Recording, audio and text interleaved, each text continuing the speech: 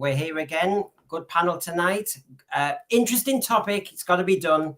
I was sat there thinking, well, have you ever wondered if a controversial episode of Doctor Who can redeem itself over time? Well, today we're going to delve deep into one of those most talked about episodes, The Timeless Children. I'm sorry, people, I'm going there. When it aired, this episode left many fans divided. In fact, some would argue it really caused the main division, never mind the division. Some loved it for its bold storytelling, while others felt it betrayed the show's rich history. But now, with some distance, and actually, when I decided we'd look at The Timeless Children, I thought there'd been more distance. It's only 4 years. In fact, it's 3 years and 10 months.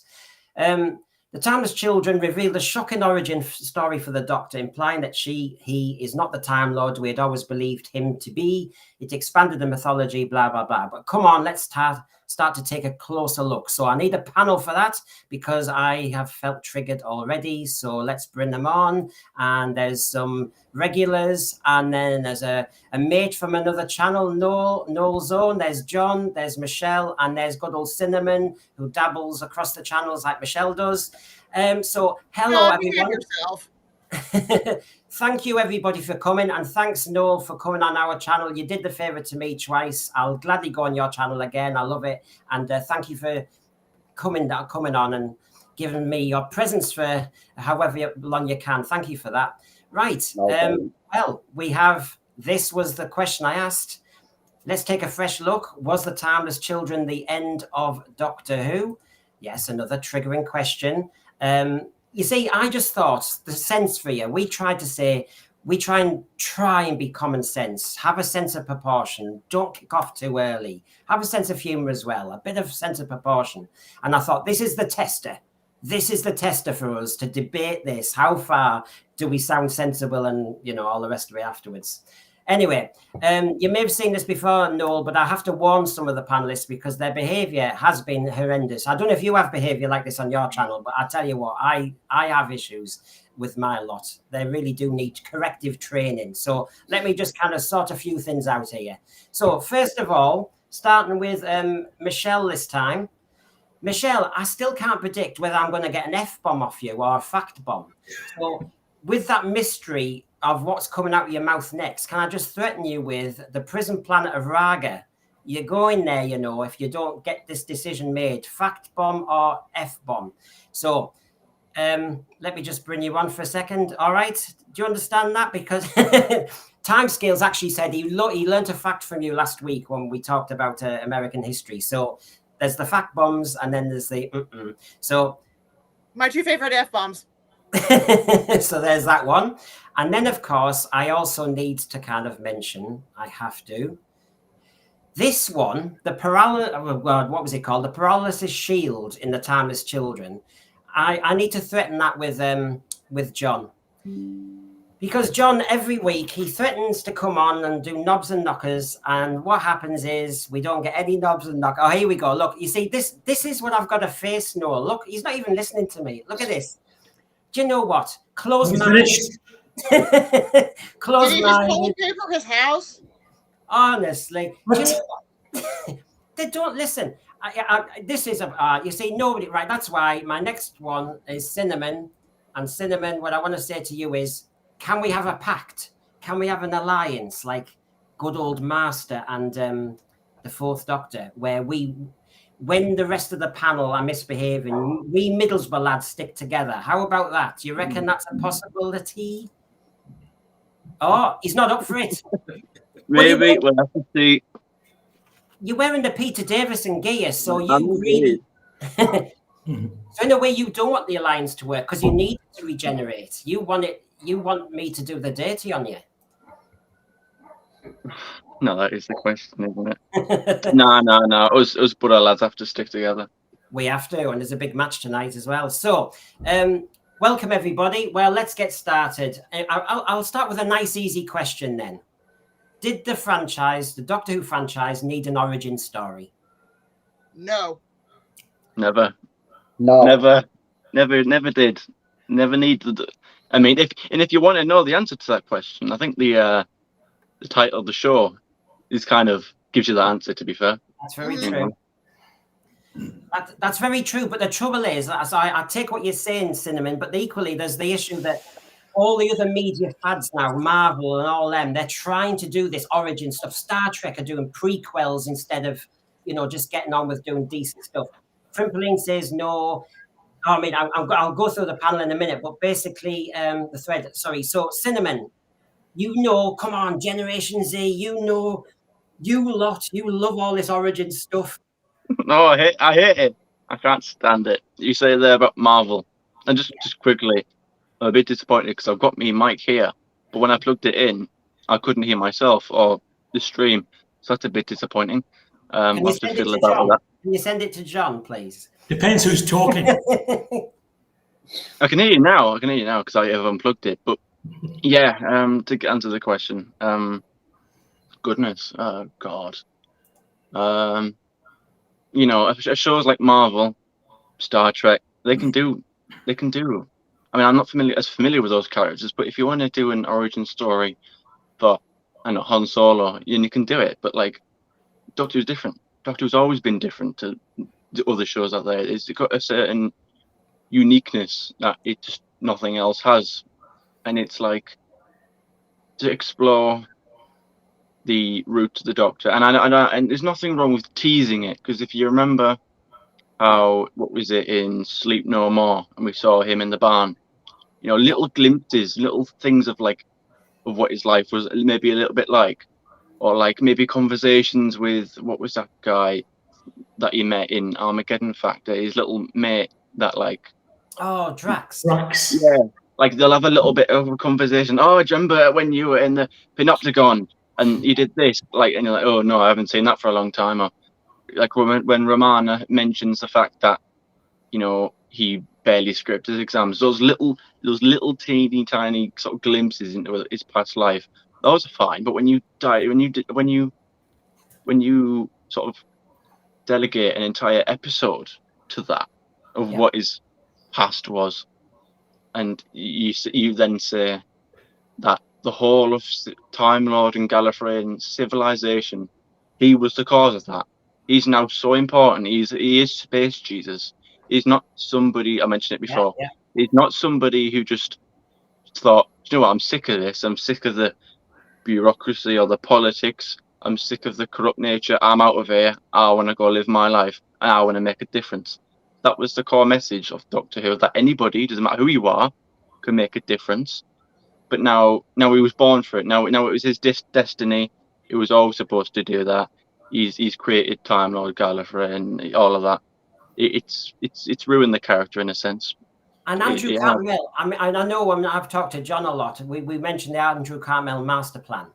And I've just got a quote from Mark Cartmel, whose response to Timeless Children. He said, I think as soon as we delve into the minutiae, into the fine detail of what Chibnall's done, Chibnall's obviously done a reset, which is great. But as soon as you start to specify the reset, you're back in the same old problem that you're explaining too much. You just want to say what you thought you knew was going on. You didn't. It's much more than that. And in the end, in a nutshell, Andrew Cartmel said the Timeless Children is too detailed.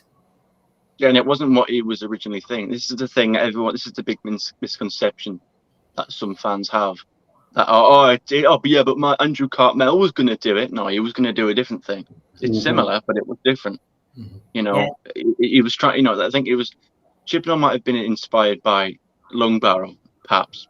He maybe he's executed it poorly, but it was always with Cartmel, and I'm sure Noel might mention a bit of this, it was always hinted at differently. It was always suggested at different. It was always suggestive. It was never going to be downright telling you. I mean, I remember listening to a commentary of the writer for Silver Nemesis, and when Ace at the end of the story says, "Doctor, who are you?" and he just sort of like put his finger to his lips, it was kind of intimated behind the scenes that he was going to be God. Now, I didn't like that, but he never specified it on the TV. He never said it on the TV episode itself. Yeah. So again, suggestive. You can suggest it. You can throw little hints out there, but not downright tell it. No.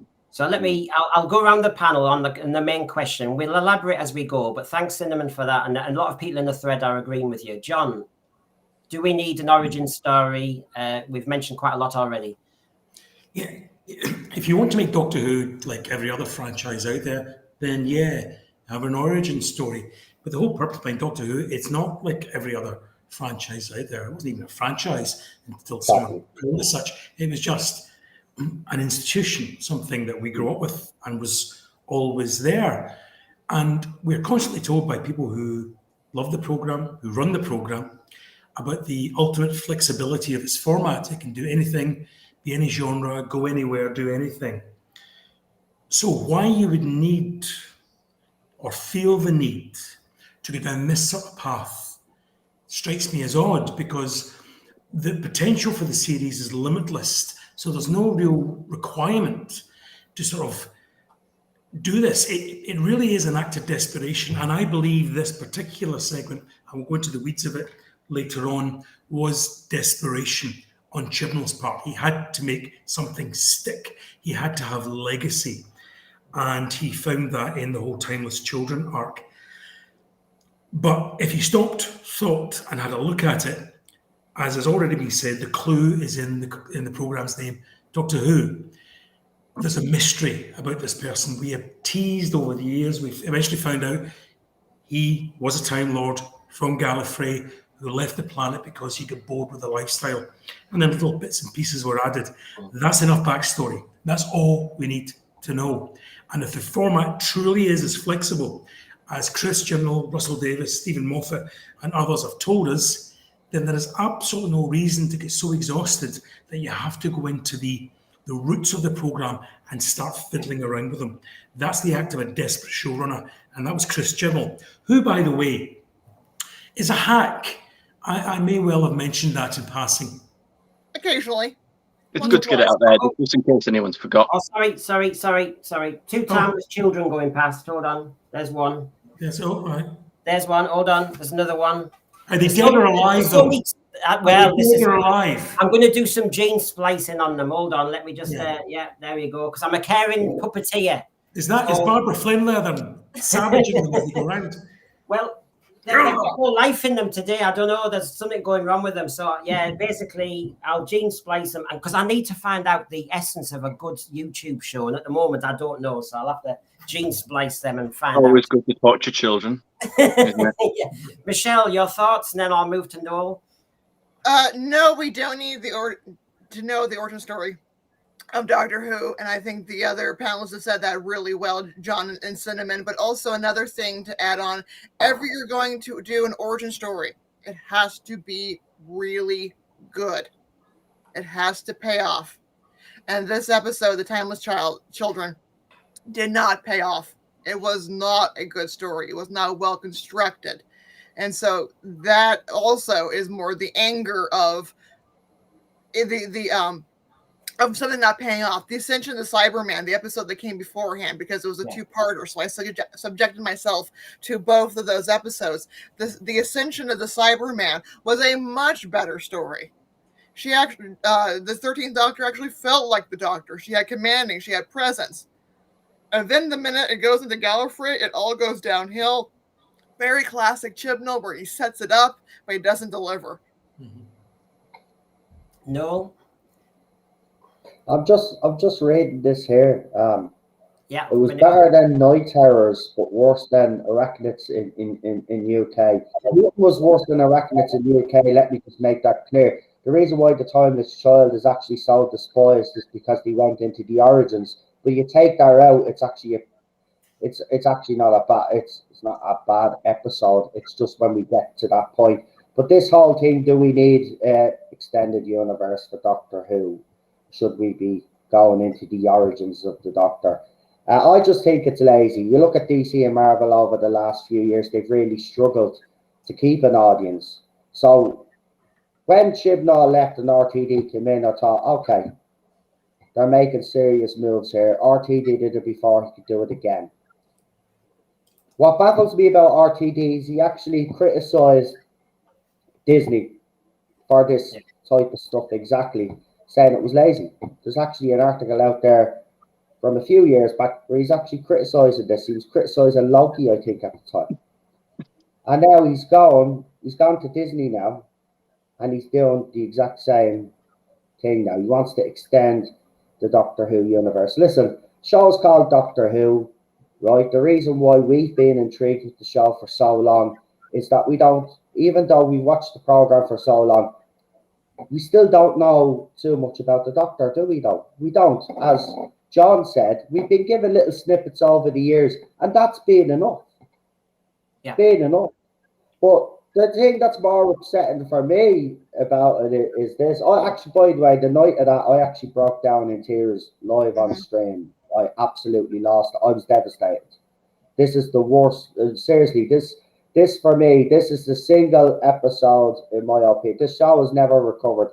The damage was done in series 11, but this was it. That episode finished the show off. The show was never recovering from the timeless child nonsense. The fact is that RTD has incorporated some of it into this new era of his that's coming. It's not going to work. The show is dead on arrival. They just don't know it yet. They could spin the ratings all they want. Show is done, but it's lazy. Doctor Who doesn't need an origins. The show is unique because, as John pointed out, it does have this limitless creativity because they can dip into almost any genre if they wanted to and make it work. That's the problem that we have. Writers are lazy today. They this whole origins thing, this multiverse that everybody does, it's just lazy because they don't want to actually write complex characters, complex plots. This is, look at Doctor Who now, right now. It's being dumbed down for the masses. Now, in 2005, it came back. It did appeal to a larger audience as well as the Doctor Who fans, but it kept the balance. I believe it struck the balance really well. This time around, he's going all out like Chid's tried to do. He's going all out for these new fans, and he's going to fall flat on his face. It's as simple as that. It's interesting. I'll jump in on that in a minute, Noel. I know John wanted to say something. Then I'm going to mention, because Noel had mentioned his reaction that night, you know, how the audience responded to this episode. So I'm going to be looking at the ratings and a few little things there. But first of all, John, you wanted to say something. Yeah, just based on what's been said so far about, you know, the limitless nature of the formatted Doctor Who. So writers really shouldn't be troubled or being exhausted by, you know, finding new stories or storylines. But that's, forget the fact that writers are selfish and they have egos. And this really, initially, I think, is what it is with Chibnall. I go back to what I said. This is a writer who first of all gives a female Doctor, and that was fine. That's absolutely fine. A lot of people didn't agree with it. I was prepared to give it a go. So that's good. Rebooted the series to the extent that there were nothing from the previous incarnations of the Doctor, no old enemies, nothing throughout that first season. So it was a real good jumping on point, and 11 million people in the UK jumped on for that first episode. So he had everything to lose, and he did, because he produced rotten episodes. He didn't even give us a series finale. He just frittered out, and he frittered away the audience. So what he had to do the following season was bring everything back. He started bringing back Daleks and the Master and the Cybermen, and all this came flooding back again. But also to give him some sort of, and I mentioned the word again, legacy, to appeal to his own ego and his own selfishness, to place his stamp upon this. Yeah. He basically trod upon its roots with huge, big hobnail boots, and had nothing more or nothing less than to do with it, give him a legacy. Now, if he had been a writer of deftness and talent, we might have been prepared to give him a bit of a pass and see how it worked out. But effectively what happened was that the Doctor's past was exposed to us by the Master talking at the Doctor for about 5 to 10 minutes, and it was all just done as exposition. Yep. So in a way, he gave himself away by how he did this. Sheer desperation, no originality, no thought behind it. Legacy, his legacy. And that's why probably we'll never hear from Chris Chibnall and Doctor Who circles again. Because while Noel is right, Russell Davies appears to be not exactly doubling down on this, but certainly not retconning it. but he's not going to trash the legacy of a colleague of his, a companion. Exactly. Yeah. Rather than what he should be doing is saying the program, the format, the thing he resurrected is far more important than one man's reputation. You see, John, Had his chance and he blew it. We said that was what's stupid about his argument, John, though, wasn't it? Was that while he's protecting Chris Chibnall, his mate, he won't protect Terry Nation, or he won't protect Robert Holmes, or he won't protect Terence Dix, or Barry Letts, or Philip Hinchcliffe. All of those can be trashed. Verity Lambert. He can wreck everybody else's contributions to Doctor Who, but he will protect his mates. Well, that's inconsistent. So therefore, there's no respect for that stupid pretend for virtue. Doesn't exist, mate. Yep, You either absolutely have that virtue or you don't. And I hesitate. I'm giving this new era, the benefit of the doubt. Both Michelle and I have said that we'll wait and we'll see episodes as they develop.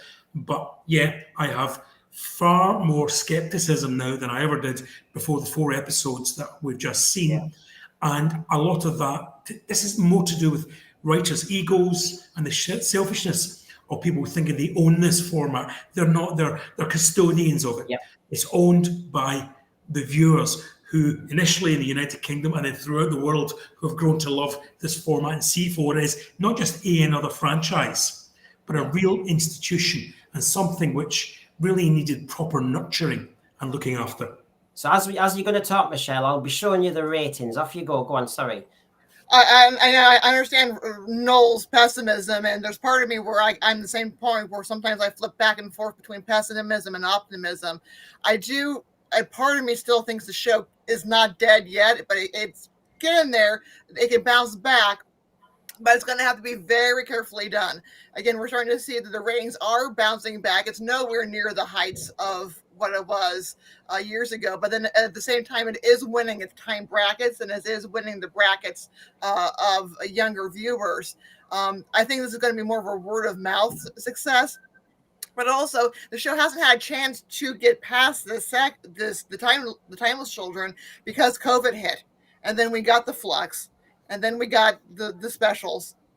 Basically 2 seasons of specials. So this was the Timeless Children was the last episode of a full season before COVID hit.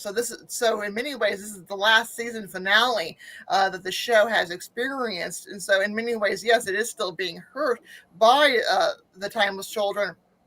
And we haven't had a chance to really recover. I think RTD is a more talented writer. So he can maybe fix some of the plot holes of the Timeless Children and bring some of the mystery back into it, that this is what the Master claims. Again, we've had the time where another times where the Matrix can be altered, and even in the Doctor Who annual for 2024, it presents 2 opening stories. It says some believe he is the Timeless Child, others believe that it started when a man stole a TARDIS. So in many ways, the show is kind of hedging its bets and not saying either one is the definitive true story. But it's also the use of the Matrix, for example, Robert Holmes's creation. I mean, look at it now. She can do a mind-blowing, I don't know, she can have a tantrum and she explodes the Matrix. I look like that when I have like a really bad brain freeze from a Slurpee or a slushie. Yeah, that is absolute nonsense. I mean, that's just disrespect for other people's ideas. You're ambushing people's ideas. You're riding on them. You know, oh, I'll use the Matrix and I'll have this nonsense. In Deadly Assassin, when the Matrix was introduced, it was seen as high risk for a Time Lord to enter it. High risk. You may never live, Doctor. And the same Master using, I've forgotten his name now. Gosh, what was his name? No, the Master used in Deadly Assassin. I forgot his name. Chancellor Goff. That's it. Yes, I've got his doll over there. There you go. So Chancellor Goff and the Doctor, they were risking their lives to enter the Matrix. And that was seen as really major stuff. So you thought, whoa. Then when you had the Trial of a Time Lord, you had that custodian, the key to the Matrix. Although if you kick him in the shins or something, you can run in and get in the Matrix then. I understand that.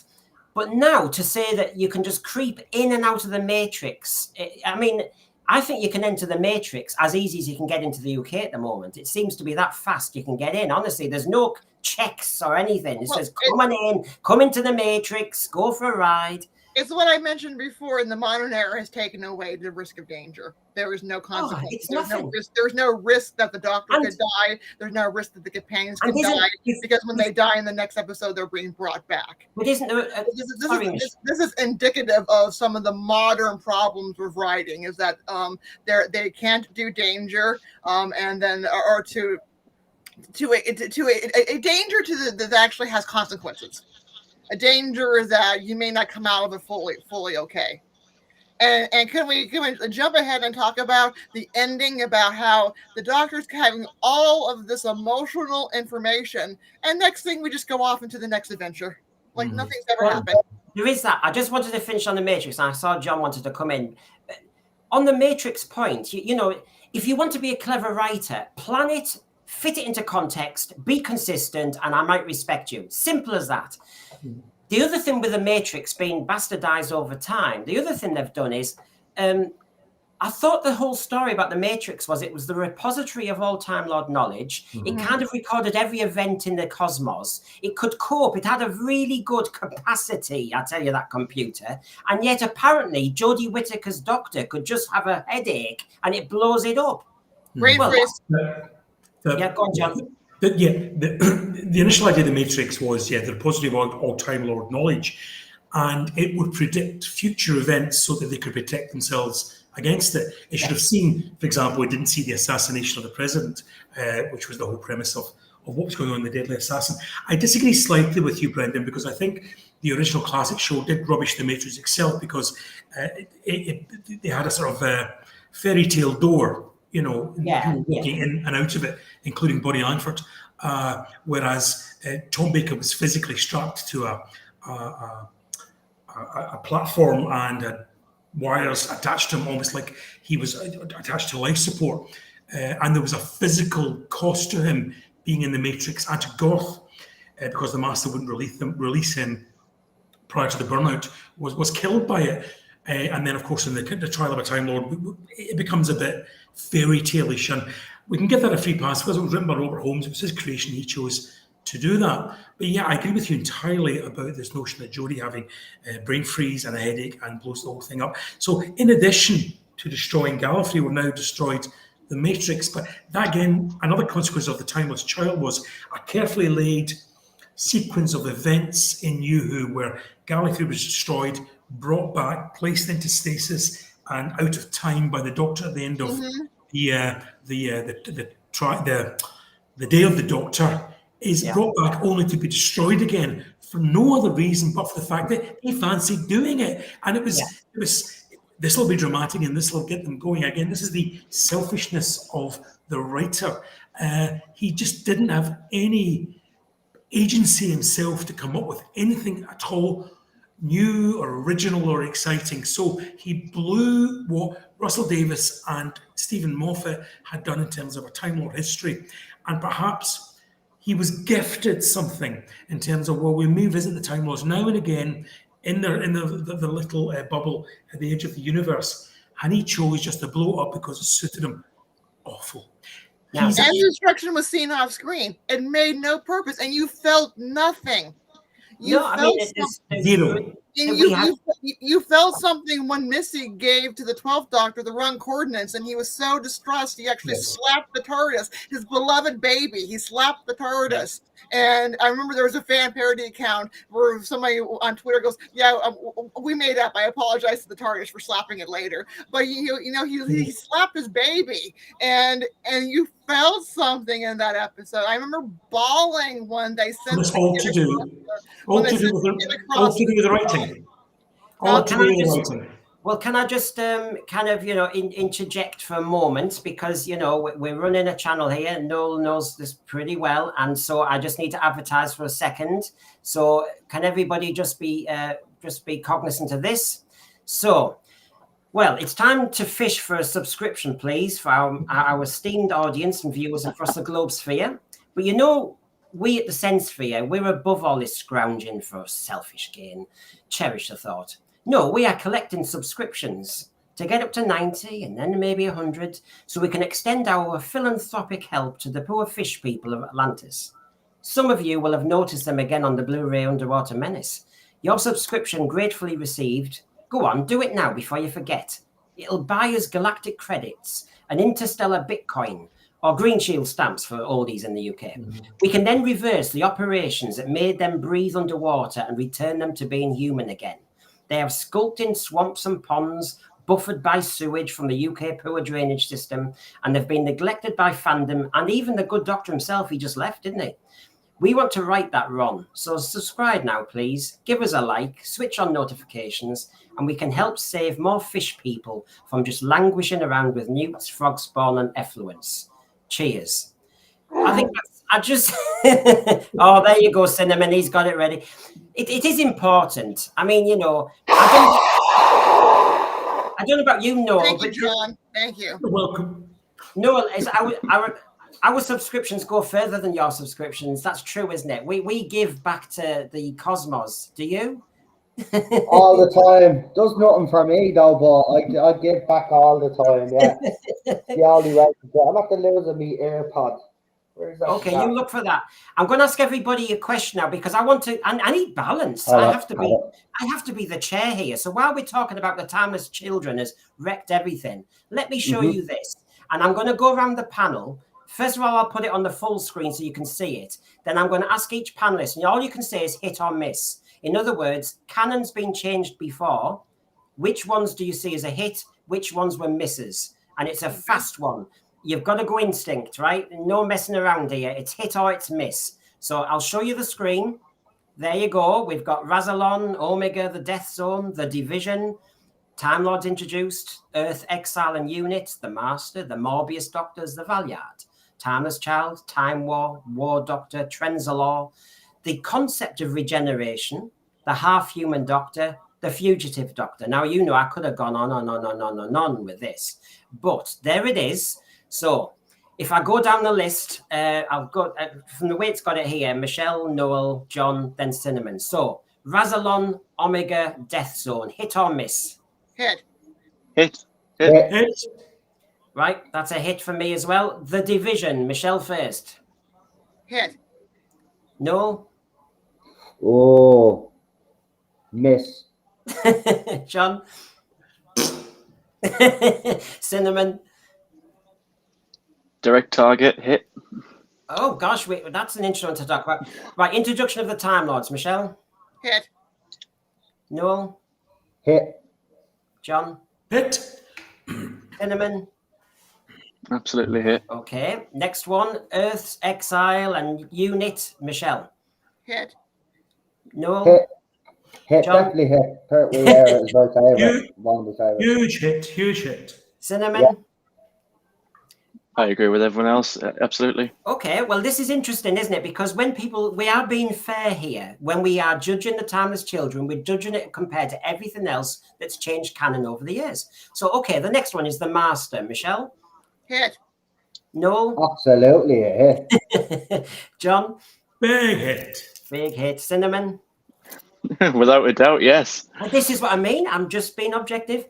And I agree. The Morbius Doctors. Michelle? Miss. Noel? Miss. John? Hit because they were Morbius. Yeah, that's because you said Morbius Doctors, and it's not Morbius Doctors. It's Morbius. So, but Chibnall is called it. So I'm going to say miss. But if you're saying Morbius, then yes, it's. You say Morbius Doctors, yeah. I don't care what Chibnall said, as far as I'm concerned. And I watched it live at the time, but Chibnall was probably acnifying his spots. So he probably was, yeah. Yeah, sorry for being rude, but I just hate. I can't go the filler at all. So if it's the Morbius Doctors as they were, it's a hit, absolutely. Okay, and Cinnamon. Sorry. Morbius. I agree with both Noel and John. I agree. I think it's Morbius, but as an idea, it'd just be better to get done with, getting the bin. Yeah, you see, I was hoping it was Morbius when I saw it originally, and of course, then they edited it so nicely and neatly into their blooming Matrix thing, didn't they, the swines? Mm-hmm. And so, yes, right, okay. By the way, I did want to do hit and miss in one word, but of course, we're discussing it. The Division caused a little bit of division. So let's just for a second try that one out. Michelle, what did you say about the division? I said, hey, it has to, again, like anything, it has potential, but it has to pay off. Okay, and Noel, you were umming and ahhing about that. Yeah, I said miss. Listen, we don't need any more special feckin' Time Lord bleeding feckin' undercover, whatever they bleeding where they get. You know what, Chibs? He's done so much damage. It's not just the timeless child. I mean, we're focusing on the timeless child, but he's just done so much damage to the show. He really has. People need to actually go back and watch it. I know I say go back and watch it again, but go back and watch it again. He has done massive damage to this show. Some of the cons. Do you know what I hear about? Michelle is right though. If he introduced all of these things and there was a payoff, yeah, right, and the payoff was worth her anxiety and her anger, then I'd have no problem with it. But the problem is there is no payoff, and there won't be any payoff for that either. No. I mean, RTD has kind of shot himself in the foot. You just needed to ignore everything Chip's done before. You didn't even have to recognize it, but at the same time, you didn't have to dismiss it. You know what I mean? Just leave it there and just softly reboot the show and move on from there. Forget about what happened the last 5 or 6 years. Do you know what? Right? No, Because not just the time. Can I just say though? These are all just talking about the timeless child. Remember, well, it's not just Gallifrey that's destroyed. The whole universe is destroyed as well because of the flux. So how's he going to fix all of that as well? I mean, he's done a lot of damage. He's done a lot of damage to the Time Lords. We got Cyber Lords as well. Remember, you didn't put that on the list. We could have put Cyber Lords. That's a miss. Oh, the Cyber Masters. I've got them coming up though, Noel. Don't worry. I haven't ignored that. I could have gone on forever. I know. Well, you can always say that the show ended with the 12th Doctor because, you know, when he's regenerating, he was kicked out of the TARDIS. I mean, the TARDIS doesn't even like it. Spat out the TARDIS. The TARDIS was smart. That's why the TARDIS threw Jordan Whittaker's Doctor out of the airlock. Get out of there. Noel, did you? I mean, I did force myself to watch The Timeless Children yesterday. Was it yesterday? And I have to say, it's continued since so, and it happened in Wild Blue Yonder, etc. The TARDIS now talks to the Doctor like R2-D2. I mean, for God's sake, this is not what it was, and I don't like that change. But the thing I was going to say to you, Noel, when we were talking about Chibnall wrecking a lot of things and not just in The Timeless Children, I see your point. The thing I also wanted to wonder is, when we had the 60s and 70s and 80s writers, most of them were writers of sci-fi. They weren't fans.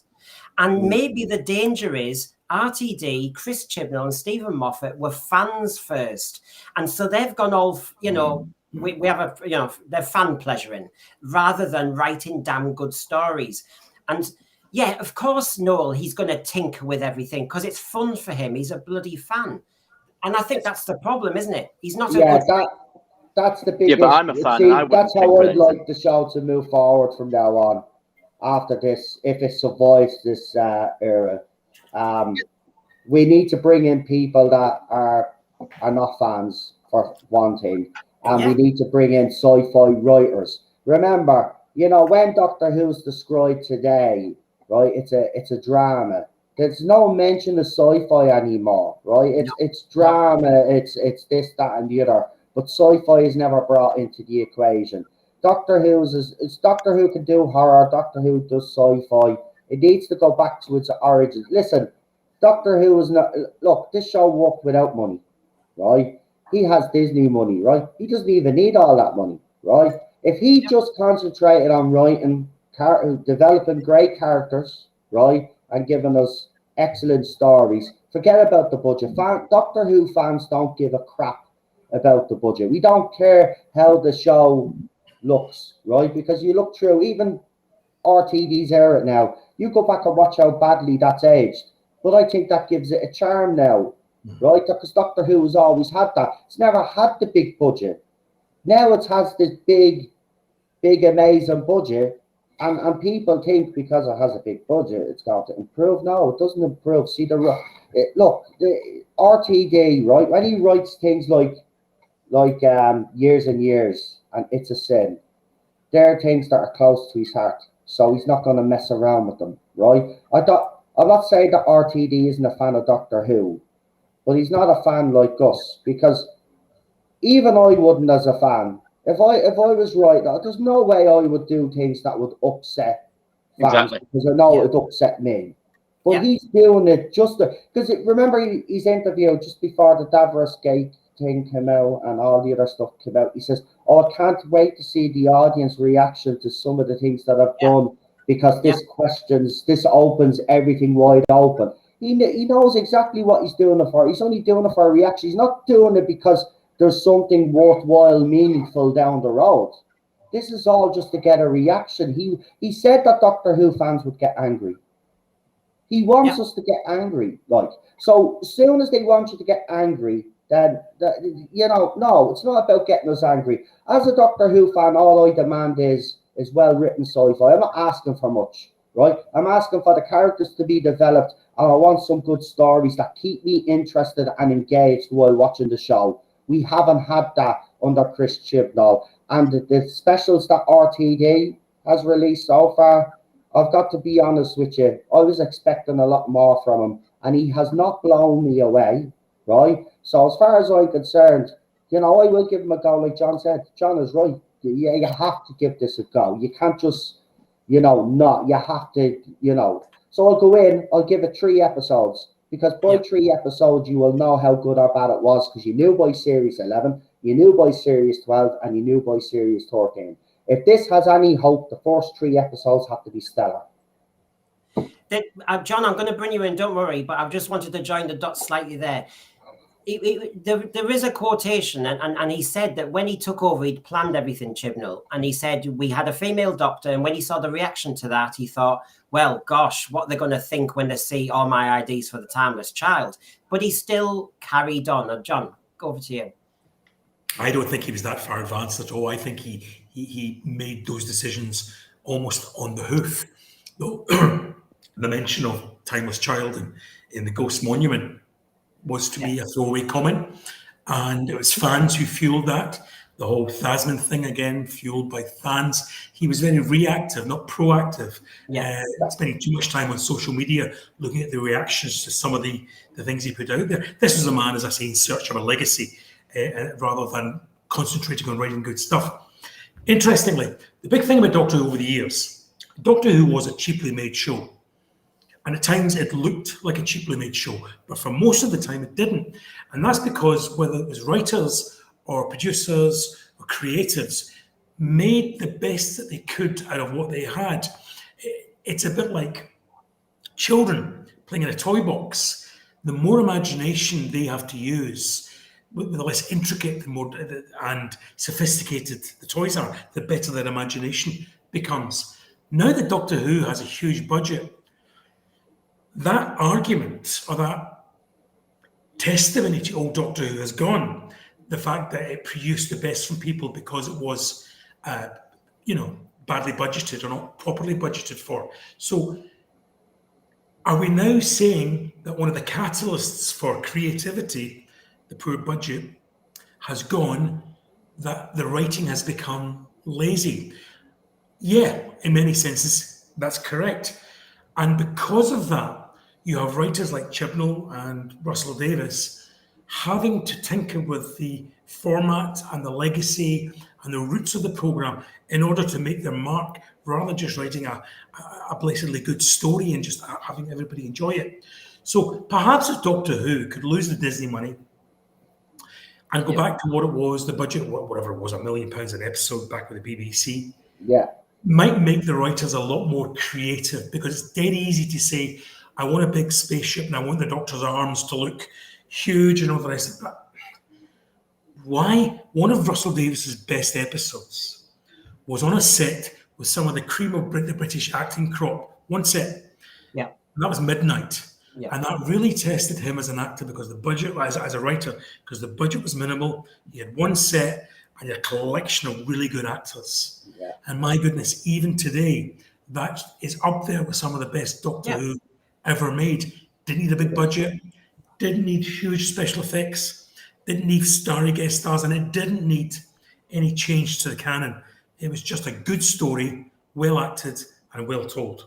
And I'll add to that Turn Left. I love Turn Left as well. It had some horror elements of what would happen to the universe without the Doctor. Michelle? The point about Midnight, Brendan, particularly, is one set. Oh, God, yes. It's got the unity. It's a classic. I mean, I teach Inspector Calls for 30 years. It's a unity of place. It's a unity of time. It's clever. It's clever plotting. I know it's kind of inspired by The Crucible, but that's a good story as well. It's all about hysteria. But the unity of place, the unity of time, following the characters in that time. We don't jump too far, do we, at all? But yes, I agree with you completely. Doctor Who was always at its best with one set. We didn't find Doctor Who because we thought it was glossy or trendy. I mean, we didn't go to school saying, I'm a Doctor Who fan, to be clipped around here and have people laughing at you because it was so big budget, did we? It was the blooming stories that sold it. Sorry, Michelle. That's all right. Good points all, but also go back to what John's saying about the laziness of writing, because now we're in the age of the celebrity writer, where the celebrity writer can do no wrong. You look at J.K. Rowling for Harry Potter, the first couple of books, because she was a new writer, she was carefully edited, and they made sure they went through line by line, paragraph by paragraph, that everything tied up, every I was dotted, every T was crossed, every grammar was perfect. Then the books took off and became a huge success. She was allowed to write whatever she wanted. And then we have some of the middle books where there was where the books got bigger and bigger and bigger and plot lines were going off everywhere. Order of the Phoenix was a completely sloppy book and drove a lot of people away from reading the books because she could do no wrong. And we're seeing this with RTD and some of the writers. They're the celebrity writers. They can do no wrong, but they don't have an editor behind them, going behind every single one like they did in the classic era, and cleaning up and perfecting and making sure that everything went perfect for the storyline. And you talk about, we don't need big budgets. Caves of Androzani was at the tail end of a season. That cost £10,000 to make. And that is one of the top 5 episodes of all time. It's my absolute favorite. Revelation of the Daleks was a £10,000 episode too, because they're at the tail end of a season. But they made classic Who with the most. Ideally, I love the use of bubble wrap in the 80s. Well, can I shout out Destiny of the Daleks? It was a hospital set, wasn't it? You saw hospital trolleys and drapes in Destiny of the Daleks as the Daleks draped down. Horror Fan Rock, you were just in a lighthouse. It's as simple as that. You don't need much. Now, I just wanted to bring in from our thread, because obviously it's a shout out to John, because John has been on TV before. Episode 1 of The Censorites is the best of that story. That was one set. And you'll have seen John Daly outside of the window. Did you see that, TARDIS Spider? He was the original Censorite. Sorry, no, it's very true. Now, I just want to get back to this, and then we've proven to people that we can be objective about canon. So going back to this, we got up to the Morbius Doctors, which triggered a few of us. So let's go back. Well, that was a clever one, Noble. I kind of put it on and then I put it off again. Oh, God. Useless. I'm pressing all the right buttons in the wrong order. It's Morecambe and Wise gone wrong here. So if I just do it, there we go. Yay, I'm using my brain again. So the Valeyard, Michelle, the Valeyard. Miss. Here. Did you say hit? Yeah, I want to see the Valeyard back. Yeah, here, absolutely. But they won't do it right if they bring it back. So I don't know if I should say hit or miss, but I'm going to say hit. I have to. Sorry, but. I know, and the truth is, let's be honest, I want the Valeyard back as Michael Jaston, and I don't want him back as some 25-year-old woman. I don't want all that nonsense happening. I want the originals, Valeyard. So, John. Oh, the Valeyard's a hit. Absolutely a hit. Okay. Cinnamon? Absolutely a hit. It was a great villain. But I agree. I think if they were to bring him back, it wouldn't be the same with it being Michael Jaston. But then again, I suppose people they are going to bring him back. And it's going to be David Tennant's Doctor. Like, come on. It's already being set up, it is. It's already being set up. David Tennant is going to be the Valeyard. It's going to happen. It'll happen, I'm telling you. That's where he's going with all of this. Oh, well, I'll have to If it was, I mean, if it yeah, was between, what was it, one. 12th and final one, yeah. I mean, it won't be a bad idea because he did do Time Lord Victorious, even though he did the audios bad. But in the few minutes of Waters of Mars where he turned the way he turned, Yeah. I wanted to see more of that in Tennant's Yeah. Doctor. So it can happen. It's already kind of happened, but they just called it a different character. Me prefer to a character called the Boss, and funnily enough, the Valeyard flicked through my head too, and seeing later on what they did with the Tenant Doctor, although technically he's not the bridge between the 12th and 13th incarnation, as the Valeyard says he was, they can fiddle with that, and I wouldn't be at all surprised if, first of all, if the Valeyard turns out to be the Boss referred to, and Tennant plays it, because I think Tennant seems to be the go-to person for Modern Who whenever they feel it needs rescuing. And Tennant can also play a villain well. I wouldn't have a problem with Tennant being the Valeyard because at least he can do evil well. He's a good actor. Yeah, okay, let's rattle through these because I've got a couple of items. So, Fugitive Doctor, Michelle. Miss. No. Miss. John? Again, another pinched idea. Can I expand on that? Because I just hate the fact that we're just saying miss. The only reason why I'm saying miss is because, like everything else that Chris Chibnall did, it was all superficial and he never really gave He much nicked to the do. idea. Indeed. It also wasn't an original idea. Again, it was an idea he nicked. The man didn't have an original bone in his body. So, miss. Cinnamon? You have to swerve to miss that one. Yeah, God.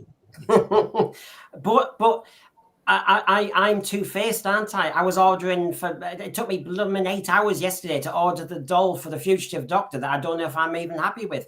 Half human Doctor, Michelle. Miss.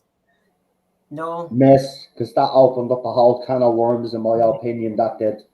Yeah, John? Two things. It's a miss, but been forgotten about. So it just shows you can't tinker with the canon and then ignore it, which is what they should do with this pile of garbage. Yeah.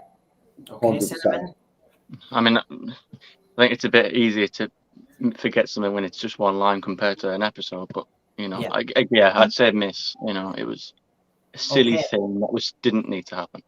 Now, this will look a silly one, and so those in the thread and those watching, I'm saying it out loud. The reason we're doing this is as we are openly criticizing, but I think we're being fair with our criticism of Timeless Children, I'm showing you that we can be open to ideas and canon. So the idea of regeneration, Michelle. Hit. It's a hit. Yeah. Absolutely, man. Well, if we don't give it a hit, we wouldn't have had a show. Hit. Exactly. Exactly, man. So we're open to it, and Cinnamon? Yeah, I mean, if it wasn't a hit, I probably wouldn't even be sat here talking about it. Like it was probably the most successful decision they probably ever made. Brave as well. Nobody actually even thinks that was to do what they did to replace a lead actor, right? The face of Doctor Who in William Hartnell, and to say because he was getting old and sick, to say they were going to replace him and to come up with a concept like that. That was brave. In those days, that was brave television. And that's why we revere this show so much. This is why we love this. They were willing to take those risks. See, John was talking about risks earlier on, saying, you know, Doctor Who fans don't mind the writers. Of course we don't. They've done it before in the past. John is right. Of course we don't. We like the risk if it pays off, of course. What they do know is they if you like, they add to canon. They don't go back and exactly. That's the thing I wanted to mention. None of these are actually. I mean, a lot of these aren't even changes to canon. They're additions. I mean, I suppose a lot of people were disappointed. Maybe a few people, maybe like the fact that maybe some people liked the fact that they didn't know what planet it was from, and maybe once that was explained, maybe that took away the mystery for them. But on a whole, it was adding to something. It never took something away. But you see, it's interesting. I'm putting Sadako 24's comment up because on regeneration, which is a no-brainer to us lot, isn't it? It's a hit, but if it's not overdone and drawn too much attention to, we've had the false regenerations with David Tennant in Stolen Earth. And then with the hand and all that stuff, that was tinkering around at the edges.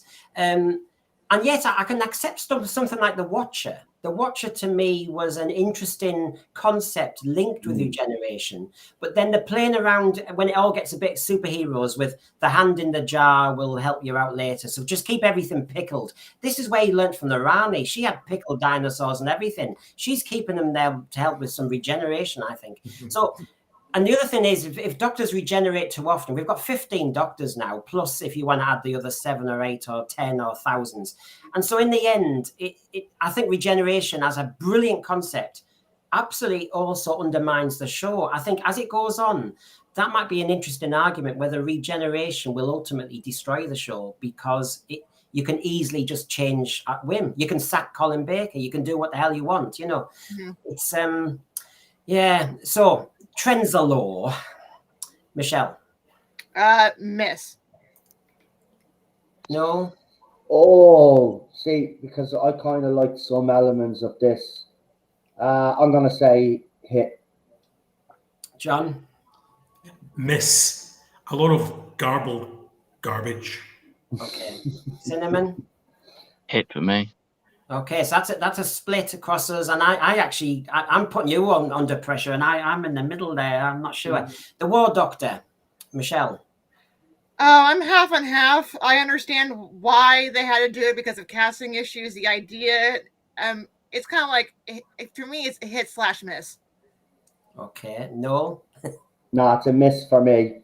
Even though I like John Hurt, it should have been Christopher Eccleston. So for me, and the whole Time War as well, that's going to be a miss as well. I'll just jump in there because those two are connected. Yeah. So the War Doctor and the Time War for me are both misses, because, you know, when RTD, obviously when he came back, you know, he didn't want to make, and then he brought up the whole concept of the Time War, and then I think that's where most of the issues with New Who actually started with that idea. So I'm going to say miss on both. Okay, Cinnamon, you might as well hit the both of them. Cinnamon, what would you say? Fine with both of them. John, obviously I didn't ask you about the Time War. The War Doctor. Yeah, I was going, sorry. Yeah, I jumped around there. Yeah, War Doctor and Time War War. Doctor, see, I'm with Michelle here. The War Doctor was an invention born of necessity, because they couldn't get Eccleston to make a proper 3 New Who Doctors. Yeah. And the BBC put pressure on Stephen Moffat to do some starry casting, although Moffat's original intention was to invite Paul McGann, which would have been the better idea, but it didn't happen. So given the fact it was born of necessity, I'll give it a miss. I'll give it a pass rather, and say it was a hit, because John Hurt, just to have John Hurt appear in Doctor Who was wonderful. No, that was amazing. I did mention, you know, he was amazing, but should have been Christopher Eccleston or Paul McGann, as John said. McGann really should have had that part. In the absence of Eccleston, it should have gone to McGann, but I can't blame the showrunner for that. That was a decision, I think, forced on him by his bosses at the BBC. And he made the best out of that. He made the best out of being forced into a bad position, you know. Now, so I mean, we've kind of looked at some canon changes. We've had our initial ideas about origin stories used in Doctor Who. Right. Chance for some of you to have a break. I'm going to do my panopticon polemic when I was typing this on my keyboard today, I was a bit like a troll. I was really kicking off. So there's me, Mr. trying to be measured like I was as a teacher, but I'm sorry, I was triggered. And I did watch Timeless Children yesterday, so I am allowed to say I've had fresh eyes on it. So if everybody on the panel for a second, you know, it's a timeout, it's a toilet stop. It's on for 6 minutes. But anyway, I will show everybody what I thought of the Timeless Children. Then I'll ask all you. And it's open season. You can kick off and go anywhere with it. I'm not going to dominate. You shouldn't have said that. You shouldn't have said that. You have to put me on the leash. Because this actually, no, because I just have to give context to our listeners. This episode, this Timeless Child, that whole thing absolutely destroyed me as a Doctor Who. I was heartbroken after this. Seriously, I went on stream. I was perfectly fine at the start. I watched that stream. As soon as I started talking about it, I broke down. I physically broke down. There's no redeeming. Look at this. You can revise this all you want, right? In my mind, this will always be the defining moment that killed Doctor Who.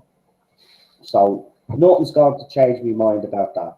That whole Hit the thing, note, Brendan, hit the note. you kidnap a child, you bring it back to Gallifrey, you torture it, you murder that child, you abuse that child, and that's what he wants us to know as the origins of our beloved character. No, sorry, no, Timeless child. Yeah, I know you experiment with these little poor kids. I know it's terrible. Can I just say, no, what you're saying is interesting. We'll come back to it because obviously, and you can talk about your stream and that episode. So, because I haven't seen that, so I need to look that up and on your actual response to it. So it's got 7.5 to 7,000 views or something because well, the other side got a wind of it and then they used it against me. They were saying, "Oh, look at this grown man crying over Doctor Who." So they used it against me, but they got me 7,000 views or something. So I don't really care. What's the bid? The fact of the matter was, I was not going to hide my emotion that night, and that's the thing that these fans will never get. We're emotionally attached to this show. It's not just a TV show to some of us. We've grown up with this, part of our childhood and my adulthood now, and look. For me, that's the effort. They should never have given them the job. Hack. John called him a hack earlier. That's being polite. What we'll do, Noel, is he's a hack. The reason, Noel, you'll have got 7,000 views on that one is you were authentic. You were authentic. Now I'm going to try and be authentic in a slightly more rehearsed way as a panopticon polemic. So as I promise you, 5 minutes or so. So everybody, here we go.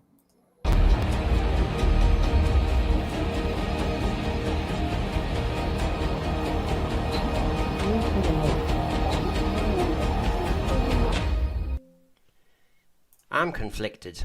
I'm torn. We started this channel to be less ranty, more fair, open-minded, to be swayed by persuasive argument, to have ears open always to the merits of the case. Hence the sense of fear. Common sense of humour, blah, blah, blah. And in that spirit, we selected to look again at the elephant in the room of fandom, the main divisive tool, the topic bound to cause a time war in an empty room, the timeless children's storyline. Has it been unfairly treated? Is it as bad as people said at first? Why do some people think it's so good? So, I watch it. I felt my brain bleed. Wow.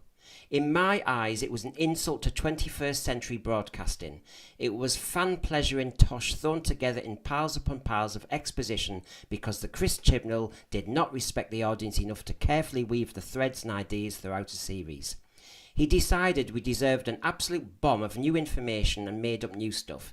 It has been commented on that I often say, as a teacher, well, sorry about that. But before anyone challenges my opinion after watching The Timeless Children again, may I politely posit this. I have read and marked over 35,000 essays from 11-year-olds to Oxbridge candidates at 18. Not marking according to my whims, but state-authenticated assessment criteria. Chris Chibnall's script was an exposition dump that would have had me calling a student in to explain how you show, not tell. How many essays I read that were meant to entertain but meandered through intricate soap opera backstory. I explained it created no drama and no engagement. So dumping on me like some vindictive refuse collector or angry farmer with his bank paintballing the bank with excrement out of anger, Chris Chibnall and the BBC felt that I, a loyal, law-abiding licence-free payer and loyal Doctor Who viewer, should accept waffle about cybermasters, the division not existing but intervening, tech-turned gene splicing regeneration into Time Lords instead of trying first to get investment from prospective Sabalom glitzers on the galactic version of Dragon's Den, saying that the Doctor suddenly had a fugitive Doctor working for the division, and 7 previously unmentioned incarnations of children that looked like exotic garbed extras for an episode of Cosmos Casualty. An origin story that meant a child-abusing woman with no voice or characterization merited kidnapped a kid, instead of reporting it missing to the local shopping mall service desk as he should, then making the child constantly face genetic experimentation and death like some sadistic Nazi surgeon in the horrors of World War II. That some Irish geezer called Brendan is linked to the Doctor. but not explained. That this blobby metallic blancmange called Cyberium has created a death particle that sits inside an incomplete rusty Cyberman. That it can't be damaged when tissue compressed by the wilder salivating master. All to preach to the public that the Doctor has had many genders, many races, get over it because we know best. We are so good we typed this crap in an afternoon. My God, if Chris Chibnall had been in my classroom, he would have been politely advised his mind was racing a bit, he needed to be structured and methodical, he needed to patiently thread each idea into his story, and only if it was engaging and dramatic, not just because he wanted to get it off his chest. So, I'm supposed to be calm and cool about this sudden frenzy of new fanfic fact. Chibnall showed no respect for his audience. He thought we deserved no careful planning, no careful structuring, no careful nuanced dialogue, no clues littered throughout the series, no consideration. Change is an exciting word. I mean, we've all had managers who change things for the sake of proving they exist, to justify their pay, to prove they existed at all. How was Chris Chibnall's rushed, ill-considered attempt at Andrew Cartmell's master plan any different to those weak, over-promoted, overpaid managers who change things without understanding their workforce or what they're actually in charge of? There was no excuse about the budget. Special effects were cool and impressive. I could overlook the Borg-like marching of the Cybermen and see them as a force. There were one or two moments of tension, like the companions all dressed in flesh-smeared cybersuits hiding from the merciless Ashad. Canon can change. It should change. Many decent additions have happened over the years, from the invention of regeneration to the Master and the Time Lord as new concepts. But not for change's sake. Not ill-considered change. Not change as a vanity project or ego trip. Not change to ride the crest of the wave of an agenda. Change to make the stories better. Change to make the franchise stronger. Change to make it rip-roaring, edge-of-the-seat, brilliant Doctor Who. Don't lecture me that change has to happen and I get with it or get out of fandom. That in another guise is mansplaining. That in another guise is cancellation culture. That in another guise is being intolerant and arrogant. That in another guise is acting like the bigots and dinosaurs you say you are above. How is telling us to put up or shut up with this eye-bleeding attack on the whole of Doctor Who history any different to those who say, if you don't like it in this country, clear off? How is it any different? Respect your fans, respect the license payers, respect the franchise you're in charge of. Do not expect that we will blindly sit and watch any old trash. We want to be entertained, surprised, scared, challenged. I could have been up for a bit of tinkering at the edges of the Doctor's history if you had not disrespected my intelligence and time and license money by throwing all your ideas at me like some massive Bugsy Malone-style splurge gun attack. I gave this episode another chance, willing it to be less amateur, less problematic. But it was a bad idea, poorly implemented, and ultimately deserving of the criticism. Our one big problem now is that your great mate, Russell Davies, wants to run with it, diving down deeper into the Foundling idea, which is the bedrock of your origin story, and enjoying the Doctor not conflicted by the Time War this time, but having an existential crisis about who he or she is. A bad idea can still be told well in a crafted story. What may seem good ideas can sink and drown if they're launched, their explanation, their introductions are badly planned and executed. The Timeless Children is the best case of this I've seen in Doctor Who.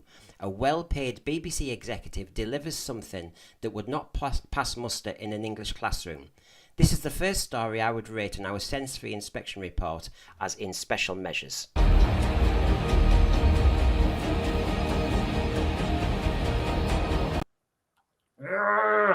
Honestly, I wanted this channel to be very calm and objective, but my God, I just could not control myself as I watched that episode. I had to apologize to Jamie, my partner. I had to apologize for killing a knight. Anyway, I've said my piece. It's a bit longer than normal. So who wants to join in? Was I wrong? Should No, but also what you express is authentic, and people like authenticity. And you are authentic, and you have the right. And for those who love the Timeless Children and it means something to you, God bless you. Because again, everything means something different to everybody. And if you love it, what we say will never take your love away. And that's the way it should be. So we also have the right to say we don't like it. because again, both sides have a right to voice, and so your feelings is authentic, and so you have the right to express your assessment of the Timeless Children. And it is a very problematic episode because it seems to be kind of condoning child abuse. I know. And it's very it's disturbing, but it's not. The way it's being filmed, it's there's issues there.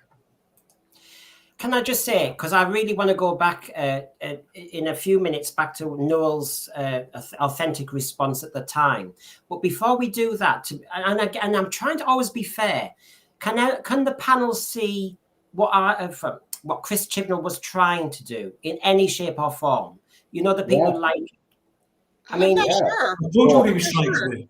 He was trying to give himself a legacy. He was this was the work of a bad writer. It's somebody who had achieved nothing, virtually nothing. What, for example, let's take it back to the start of Chibnall. According to him, the whole deal about taking on the showrunnership of Doctor Who was that he was allowed to cast a female Doctor. Okay, so he did that. Who did he choose? He chose Jodie Whittaker, somebody he'd worked with in Broadchurch for 3 seasons. Yes.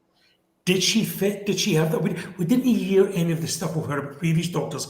Walked in and wowed them, displayed eccentricity, displayed, a certain charm, wit, whatever.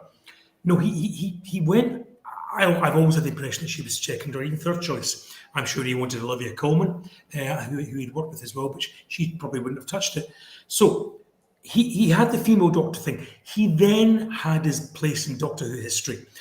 For right or for wrong, he cast the female Doctor. But then, of course, he started to write the episodes, and the episodes themselves were just garbage. He proved himself to be a hack, a writer without any sense, shape, or form to his writing. He complimented himself on being a first draft writer at times. Well, any writer worth of salt knows that first draft is never final draft, never, ever, ever.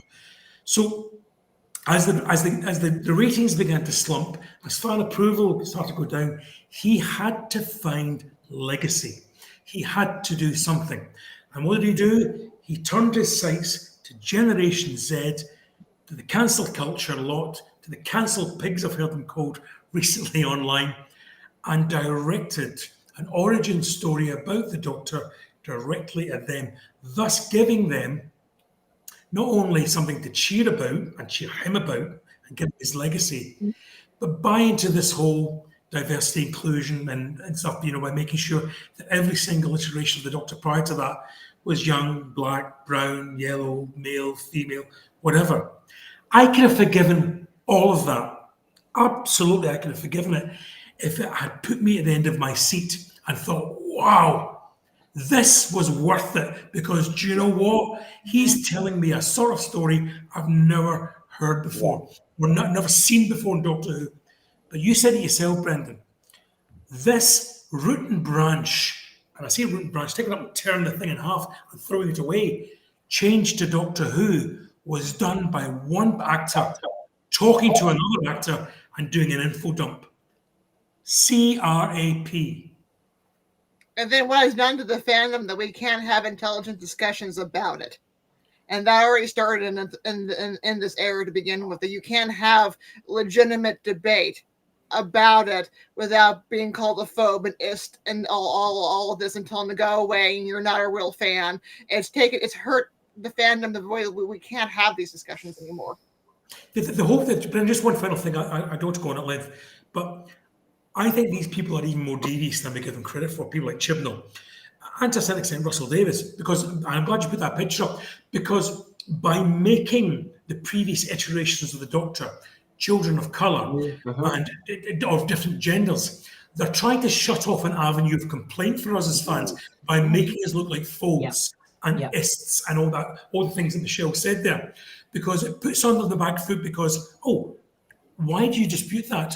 Would you rather have the Doctor as an elderly, middle-aged white man rather than a black female or an Asian child or whatever? They do that quite deliberately to put you on the back foot, just to disguise what basically is pretty piss-poor writing. Because look, I'm honest. I think I was a decent teacher for 30 years. I was, head of year. I've talked to your pupils; they dispute that. Safeguarding and everything. And, I'm not one of those who ranted at work or anything. And I never brought politics into work either. And yet, I have to say, with this episode, I have to question a few things I never thought I would. And it's joining John's point, which is, it felt as though, like that photograph showing it, the progressive mission creep. And although everything in isolation I'm happy with, I just thought, are you trying to sell me this gender fluid, racially fluid character, to actually say that's the future of the human? You know that every advert on TV now, it's a blended family. You've got a mix of everything. Talking to actors, they've said that they don't, the people they employ the most are not black actors, and they're not white actors, Caucasian actors. They are that blended actor who, this is what's going on. And I'm not anti it. What I'm saying is, there's something else more than just saying the doctor could have been a woman or the doctor could have been this. By doing this tinkering around as if it's dead innocent, that gender fluidity is good, that racial fluidity is good, you are, I think, at danger of doing something you don't mean to, which is saying that there's no cultural distinction.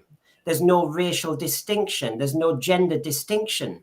I'm sorry, but the Icelandic people are different to the British people, are different to, and it goes on and on and on. I mean, you just have to watch the athletics. Black athletes are the most successful in the world. Physically different. That's just a fact. You don't find many of a certain continent in the swimming in the Olympics. And we have shared weather, shared cultural experience, shared history, and that makes everybody slightly different, even though we're a human species. And I just find this mission creep going into Doctor Who and various things, while on the surface of the tin looks all right, I just think, what's the message you're selling? That men and women are the same, that gender fluidity's easy. And I think one of the panel, Michelle, I haven't ignored you, don't worry, I can see you. Yeah. But I just wanted to finish this point that one of the panel did say earlier, we've changed, I think it was Cinnamon, that we've changed the Doctor to a space Jesus, where basically, instead of being somebody average at the academy, somebody who's an outsider, we suddenly have somebody who, when she was shouting and arguing with the master in The Timeless Children, she said, I am better than you. I know myself and I am not scared of myself and I'm better than you. And to be quite honest, if I put that into the Star Beasts dialogue, it's almost the same blooming thing where you're kind of saying, in this case, being a woman is better than being a man. And so, sorry, I'm going to stop now and move over to Michelle, but I'm not racist. I'm not sexist. I'm not transphobic, but I just see a kind of mission creep that I think is more dangerous than the writers even consider. Sorry, Michelle. Yeah, I don't care that they changed the Doctor to be a woman. I don't care that they changed the Doctor to be different ethnicities. But what I find is disturbing in this is the torturing of all of these little kiddos. Yeah. I mean, that is absolutely, to me, disgusting. Pushing it way too far in this episode. I mean, look at some of the way these children, they're great little actors. Look, some of them are absolutely terrified of what's happening to them. Yeah, this is disturbing. This is a family show, and they're justifying or making it okay the torturing of children. But as I said in my polemic, and I'm going to be very concise because I've just had another rant. What I said about this is the gene splicing, the genetic experimentation. I'm sorry, it just took me back to World War II. Are we really saying that the origin stories of the Doctor is some sort of kind of Nazi experimentation on kids for genetic For God's sake, that's where the Khalid started. This shows just how ill thought through and how quickly he got to this. This was nothing, because if this had been planned, I dare say he would have ran it past a whole lot more people, even Russell Davies, Stephen Moffat, if they're as close as they allege that they are, and they would have advised against it, because this shows you how quickly and how, so he jumped on this just to get an answer to the timeless child conundrum that he set up in episode 2 of his own era. I don't believe any of this was in any way thought through properly, because if it had been, and he had a production team behind him who were probably looking at his drafts and saying, oh, hold on, if you and I and everybody else in this panel can spot the similarities to death camp experiments and bad enough on children, then I'm sure that these people who are claiming six-figure salaries should have done the same. So it just points to the absolute freewheeling nature of Chibnall's time in Doctor Who and his absolute and utter desire just to leave a legacy at whatever cost. I know people are going to go. I want to know who the hell his scriptwriter was. People are going to go, Michelle, you didn't have a problem with the goblins eating the babies. We didn't see them eat the babies. It was fantastical. It was almost over the top. It goes back to the fairy tales of the Hansel and the Gretel, and that's fantastical. But in this, we're actually seeing the kids being. There's nothing wrong. There's nothing wrong in the story of threatening the life of a child, or threatening the life of a baby, which was what happened in the church on Ruby Road. That's what happened. But these children were experimented on by this woman who wasn't even characterized. We never got to hear this other motivation. Go on, Noel. But by a woman, John, you're absolutely right. By a woman. Mothers out there, we have all of this feminist agenda. Look, that was a clear thing. By their adopted mother. Being murdered by their adopted mother. But remember, we're talking about torture. The child was kidnapped first because she found the child.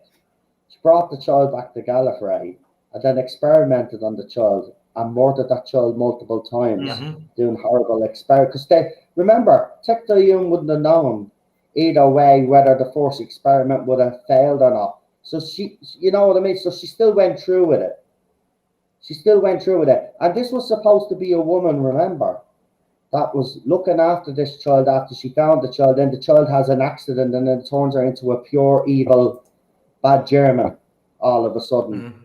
The 1930s, doing experiments on people and stuff like that. Like, it was just like her motherhood just went out the window straight away and the evil scientist kicked in.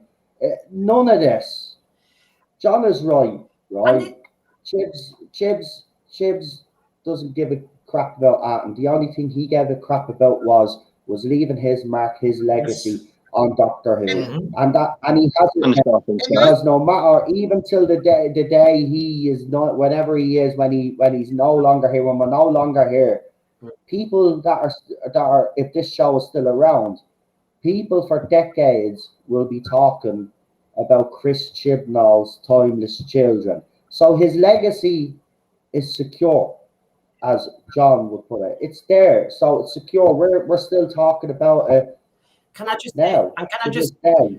His legacy is secure. The thread is completely. They've just asked the question that, do you agree with Noel, and press 1, and they're all agreeing with you, Noel. So you're doing well on this one, and you're not on your own. You're not on your own on this, because having looked at it now, Michelle, I know you're going to come in, but before my old brain forgets the link from what Noel was also saying about, sometimes these writers, they try and pretend to be progressive, but in trying to be progressive, they crap all over things. There was a scene in the episode where Graham sat down with Yaz and they had this chat, and Graham said, you're an impressive young woman, always fighting, nothing throws you, you are the best person. You've got no time machine or sonic, so you're better than the Doctor. You're never afraid or beaten. You're doing your family proud. And Yaz says, you're not such a bad human yourself. And then he goes, is that it? And then she says, well, in Yorkshire, that's a love letter. And when you think of the Graham moment with the Doctor, when he said he had cancer and she didn't know what to say, these progressive writers had 2 female characters, Yaz and the Doctor, emotionally stunted in how they could talk to a man who was being very, very open. Add that to It's very concerning, because I see that as, imagine if that was the other way around. Imagine if it was Ryan. Imagine if it was Ryan who had cancer, or if it was Yaz. Would she have been so called then?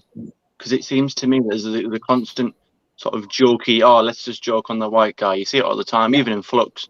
Or, see You see Yaz rappel down from the rope perfectly, and you see I think Carvanista rappels down from the rope perfectly. Oh, and Dan's the one that falls down because he can't do it. Oh, the silly old white man who is the brunt of the jokes. I had to watch Legends of the Sea Devils, and they made the John Bishop character. Yaz dressed him up as a pirate and was taking the mick. This is women objectifying men, maltreating men. So you had the Doctor and Yaz, who didn't know how to talk to a man when they were being open. And added to Noel's point, Tecteun should have not, she shouldn't have kidnapped the child. I mean, that child was lost. What do you do when you find a child who's lost? Take them away. You try to put in authority to find out where this child came from and try to get the child back to its parents. That's what any responsible person would do, except if you're Christian. When we watched it, we thought that she was advocated for abuse there on children, and I said it at the time, and I received death threats off all of these lefty loonies. Right? That's what he did. He highlighted child abuse, and he has all lapped it up, and he has thought it was great. Right? It wasn't great. It was disgusting. The Timeless Child, the whole thing is disgusting. It's not just the writing, it's what happened in it. It's disgusting. It goes against everything that we believe Doctor Who to be. Right? There's no way that, the Doctor is not that character. The Doctor is not a Doctor that he's trying to make out. The Doctor was born on Gallifrey and left Gallifrey because they were bored, right? Wanted whatever. If you believe what Moffat did in his era, you know, with obviously he brought back David Bradley to play the First Doctor, and twice upon a time he answers that. He says he wanted a question to be answered and all of this and blah, blah, blah, blah. But he did no. He was born on Gallifrey. Leave it at that. You don't need to expand on it. I mean, if you want to do more into Time Lord society and culture, then why didn't you go down that route? You didn't have to take the central character. See, this is the difference between Doctor Who and other franchises out there. Star Wars, Star Trek can recover from stuff like this because they have different spin-offs and different franchises. Doctor Who is different, right? It's got a central character, and we've known this central character one way for over 55 whatever it is years, right? And now we're told, well, oh, it's all lies. It's this is not the character. This is what the character is now, what John is putting up on screen. That is your Doctor, an abused kid, messed up kid, right? That's what Chibs was trying to tell. No, I don't accept this. I never will. And the fact that RTD has already incorporated it and mentioned it actually frightens me. It really does, because people are saying you can fix this. You can't fix this. This can't be fixed, right? From the very beginning, what we wanted from RTD was quite simple. Just ignore it. Like you did with the move, just ignore it, just leave it there, right? That you don't even have to acknowledge it. Just move on and do your own thing. But he's decided, even if it's a tiny little shred of it, he's decided to acknowledge it and to acknowledge flux as well. Okay? So I don't see this. Seriously, there's got to be. I think he's going to try. This is my take. I think he's going to try and unravel all of this, and has gotten Chibs' blessing to do it. And I think this is another reason why RTD hasn't come out against something Chibs has done, because I think RTD thinks he can fix this. You can't fix this, right? The only way you can fix this is if you wipe it from existence, right? It's the only thing that fans will accept now. You cannot keep this around. The Doctor is either born on Gallifrey or that's it. It's game over, right? That's where he lives. That's his home, right? You change that, fans are not going to accept it. That's the central character you're messing around with. All the other things that we spoke about added to canon. Some didn't do it too well. Some did, okay? But he added to canon. This doesn't add to canon. This destroys canon. It destroys the origins of the Doctor. Plain and simple. The central character of this show, Doctor Who, right? So why call it Doctor Who? right? People are saying, oh, but there's still mystery because we don't know where the timeless child came from originally when Tectoyun found the child, kidnapped the child, I should say. Sorry, not found the kid, kidnapped the child, right? Any responsible adult would have found the child's parents or brought the child to someone that'd be able to find. But no, she takes it back to the home planet and does all that to the child. And yet people are trying to tell me that that's what I have to accept the Doctor as the central character that I grew up to love all my life, no matter what actor has played the role, right? They've brought their own unique take to the role, but I've loved every single one. The only one that I've never liked of is, well, two, Colin Baker and Jodie Whittaker. Can't stand them, two of them. Never liked Colin Baker anyway, still don't, never will. And the fact that he jumped on board on all of this as well just kind of showed me anyway, you know, what kind of person he was anyway. He's a big mad fella. I think he kind of backed up from that It eventually. doesn't matter. No, Like, yeah, Yeah. he still thinks the Chibnall era is great. I've seen yeah, of course he does. where he's sitting His there era was shit. Her era was shit. Sorry. with McGann Okay. and Peter Davison looking really awkward when he starts appraising about how great it is, and McGann and Davison are sitting there looking really awkward. Yeah, it wasn't great. It was rubbish. It was rubbish. She was rubbish in the role. Chibs was a hack, right? That's the bottom line, right? And by the way, just another thing John mentioned actually about, you know, the quality of the writing. When this actually all started to go wrong, Chibs then start coming out with the excuses. Oh, well, I have a writing team I have to keep an eye on. Well, why didn't you get the best in class in then, and you wouldn't have to keep an eye on them?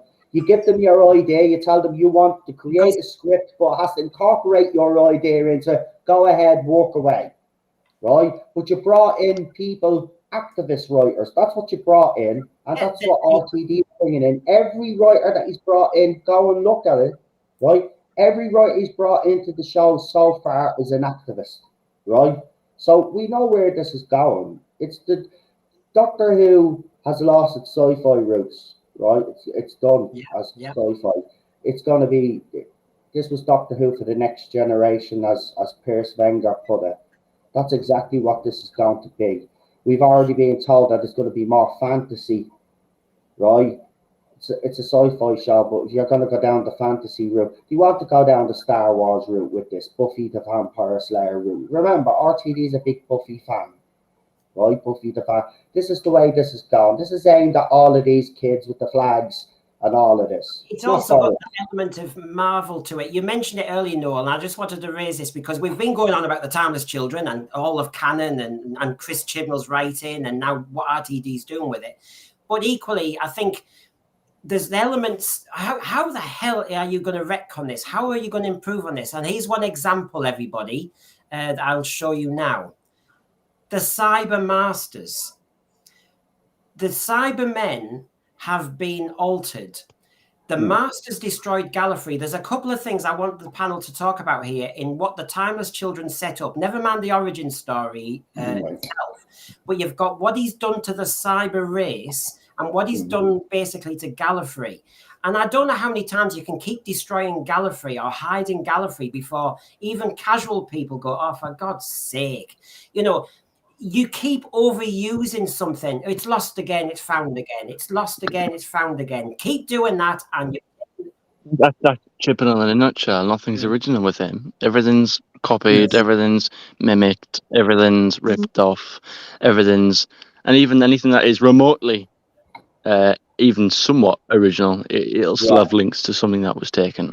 Goodness me. I mean, the thing about the Cyber Lords wasn't my biggest issue with it. There was far bigger issues, bigger pressing issues going on than the Cyber Lords. They weren't terrible, but like they need to go back to what they were, just normal Cybermen. But they were terrible, you know, because Chibnall then changed the whole thing that we knew about Cybermen. So they needed living human tissue, right? But now Chibs was thrown as this. Oh no, you can use dead people now, regenerate. You know what I mean? It's absolute. The premise there was. Look, at the one thing I will say is I think he brought a bit of menace back to the Cybermen. There are a few good things that he did do. It's not all negative. I mean, the Cybermen, his redesign. I like that new redesign. I didn't like the Cyber Lord's design, but I did like this Cyberman's design. And again, like the Daleks as well, I thought he brought a bit of menace back to them. But it was just, he done all the other stuff. You know, I mean, the Cyber Lords make no sense. The Fugitive Doctor makes no sense. And we haven't even touched on the Fugitive Doctor.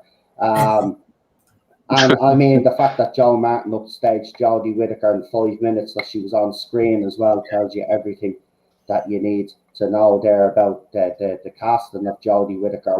Look at John, I think, mentioned it. You know, the simple fact of the matter is that Chibnall cast all his mates, and John is absolutely spot on. His original choice for the female role was Olivia Colman.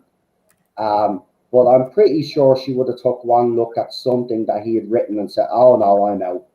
Why would she ruin her legacy? You know, and she's such, let's be honest, she has a better CV than Jodie Whittaker. See, that's the thing. For a female doctor to work for me, you needed to be bringing in someone like an Olivia Colman or Helena Bonham Carter, whose name's being mentioned. They're the caliber of actress you need to be bringing in if you're going to do a female doctor. See, the thing about it is, with a male doctor, you could bring in an unknown because you've had all of those years, those decades behind a male doctor. First time you do a female doctor, you have to go all guns blazing. You have to go out and get best in class. And he just didn't do that. He hired all his mates, basically. It was a mess from start to finish, his era. Listen, the Timeless Child is the most divisive episode because of obviously all the different elements in it. But let's be honest, the show was already on the downward spiral before we even got to this, and that was the final nail in the coffin. Noel, the point about the Timeless Children as an episode is it really started to divide fandom, and it really did start to get. It was done on purpose. That's exactly what was designed to do. The whole point of the Chibnall era was to divide the fans, and this will be RTD's goal as well. He's trying to get the Disney fans now, those Star Wars Disney fans. That's who he's trying to attract to the show. The likes of me, you, John, Michelle, everybody that's here that actually wants to see decent sci-fi cinema as well. Like, we're not going to get that, guys. We're just not going to get that under. If people believe that Disney are actually going to, and Bad Wolf Studios and RTD are going to do the right thing for Doctor Who, you just have to look at what he's produced so far. Look at his excuses for taking Davros out of his self-sustaining wheelchair. Well, it's not even a wheelchair. It's a self-sustaining chair that happens to have wheels. But he had to mention wheelchair. But look at these excuses that he came out for changing that. Look, this is... Oh, thanks for me blood orange. Thank you, look. That's where we're heading, guys. You know, and look, as I said to people as well, if you did like the Christmas special, fair play. I mean, I liked certain stuff that went on. I mean, I think Shooty, you know, I'm not worried about Shooty, but I think he's got to play the Doctor camp because that's the way it's going to be ordered to be played. But it already seems that there's problems behind the scenes with the rumors of Millie Gibson has already been replaced. You know, so I mean, it's not cold. It's But it's a fact, isn't it? I mean, we've seen that, you know, the new companion already filming. Been confirmed now, yeah. She's been filming yesterday. Not confirmed officially, but it's pretty much, you know, it's all but confirmed. I mean, I do say take that with 80 to 90% accurate, because the people in the Mirror, especially the journalists that do Doctor Who, let me just say they are in the know. So if they say something is happening behind the scenes, something is happening behind the scenes. But again, why is Millie? Listen, I'm not a big fan of her, right? But I do think she has some chemistry with Shooty. Well, here's the question I would ask: why is she being replaced? If she is being replaced, I mean, that's ridiculous to me. It seems like saying with the costume. Cinnamon brought this up. We have our own little chat on X. They seem to be changing Shooty's costume quite a lot as well. He doesn't have a settled costume. It looks like that this era particularly, he's going to be gone as well, I reckon. By the way, we've only heard about Millie heading off, but I'm pretty sure Shooty is going to shoot off after the second season. I don't think he's staying for a third season. And this is a problem that I have. Are we ever going to get a settled doctor? Are we ever going to get the 3-4 year doctor again, maybe 5-year doctor? Or are we going to be constantly changing doctors? Because let's be honest, when they constantly change stuff, we get bored as Doctor Who fans, though. We don't like that change all the time. It falls into the trap. Constant change has never been a good thing. Like they say, oh, show's all about change. Show's all about it's a show that has change in it, but it's not all about change. And even then, it's not a good thing. No one ever said change is a good leaving thing. isn't so much a big deal. They changed companions, especially in the new era, almost every season. The question is why haven't BBC come out or RTD come out doing the big announcement of the new companion? And we have all these rumors running around of her because it wasn't supposed to come out. Not her contract ended, and we're writing her a new one. They're calling her that she's dumped, and dumped implies fired. Listen, she was branded a diva in 2023, the media, but it went under the radar. The only people that were actually talking about it were the J-bots, but I actually reported about it on my channel. She was branded a diva. Apparently, she didn't like the night shoots. She was getting very cranky and stuff like that, which is understandable. You've got to understand, Millie is a young woman as well, right? You know, she's a young actress, right? So she has friends, she has family, she still likes to go out and socialise and all of this. But when you work on a big show, see, I don't think she understood. You go from Coronation Street to Doctor Who, right? Coronation Street is iconic just as much as Doctor Who is, but the difference is Doctor Who is on a larger scale than Coronation Street. So I don't think she probably fully understood what it meant to be cast as a companion for Doctor Who, because there's a lot of work that goes into it. And I just don't think, and I'm going to say it, and it's going to sound controversial, but I'm going to say it, this generation especially, you know, they don't like putting the work in, and it just seems to me that it got a bit too much for her, and she's gone. But they all have an opinion. They give interviews. They say this is going to be controversial, blah, blah, blah. John, you've been quiet there for a while now. What are you thinking? Because we've got questions about new companions and whether that's an issue. I put that on our Facebook page as well on a sense sphere. But the other thing is, John, is, you know, while we've talked about the Timeless Children, which was nearly 4 years ago, is this a slow death? Where's the time gone? Is this a slow death for Doctor Who? I mean, we can all be optimistic, and you're one of those who's optimistic. So is Michelle. You tend to try and be hopeful. But this story, I think, has issues because it has set seeds for the doom of the Doctor Who program, hasn't it? Because there's too much. It's a death of a thousand. It's a death of a thousand cuts, isn't it? Like it's slow, Go on, drawn John. out. Sorry. The answer to that is I don't know. Doctor Who is too big to die completely. It really is. It's in the same league now as Sherlock Holmes and things like that. In that people who are running the show and running it into the ground at the minute may well kill it for now, but they won't kill it forever. The BBC tried for years during the programme's original run to kill this thing and never succeeded in doing so. They never knew what they had on their hands. So, yeah, Doctor Who may well be trashed. It may well be finished over the next few years or so, but it will come back. Probably not, maybe in my lifetime, I don't know. But I don't think things like Doctor Who, which as a concept and as an idea is absolutely, forgive the phrase, timeless. It will come back again, and hopefully in the hands of people who will care more for it. I think going back to an original point that was made at the beginning of this is the fact that having fans write for this now. I've never watched Big Finish or read or listened to Big Finish. I don't read original Doctor Who fiction, and I've never bothered with fan fiction. There's a reason for that, because I generally do think that people as you say, it's fan pleasure. They go into the weeds of something and turn it into something else because they can, not because it's a good thing to do, because they are in control of the toy cupboard and therefore they can move all the parts about and do what they like with it. And years ago, when I was about 12, I had stories set in the Fandom Lighthouse with Daleks and returning characters and all sorts because I could.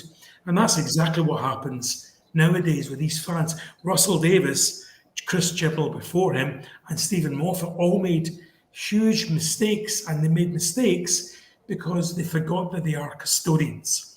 They did not create Doctor Who. No one person created Doctor Who. One of the reasons why Doctor Who is not like Star Trek, like I think a Gene Roddenberry figure over it, it was literally a success, one of the few successes made by a committee of people. And it was an amalgam of ideas, and an amalgam of ideas with no, if you like, creator has given this thing flexibility, absolute flexibility over the years.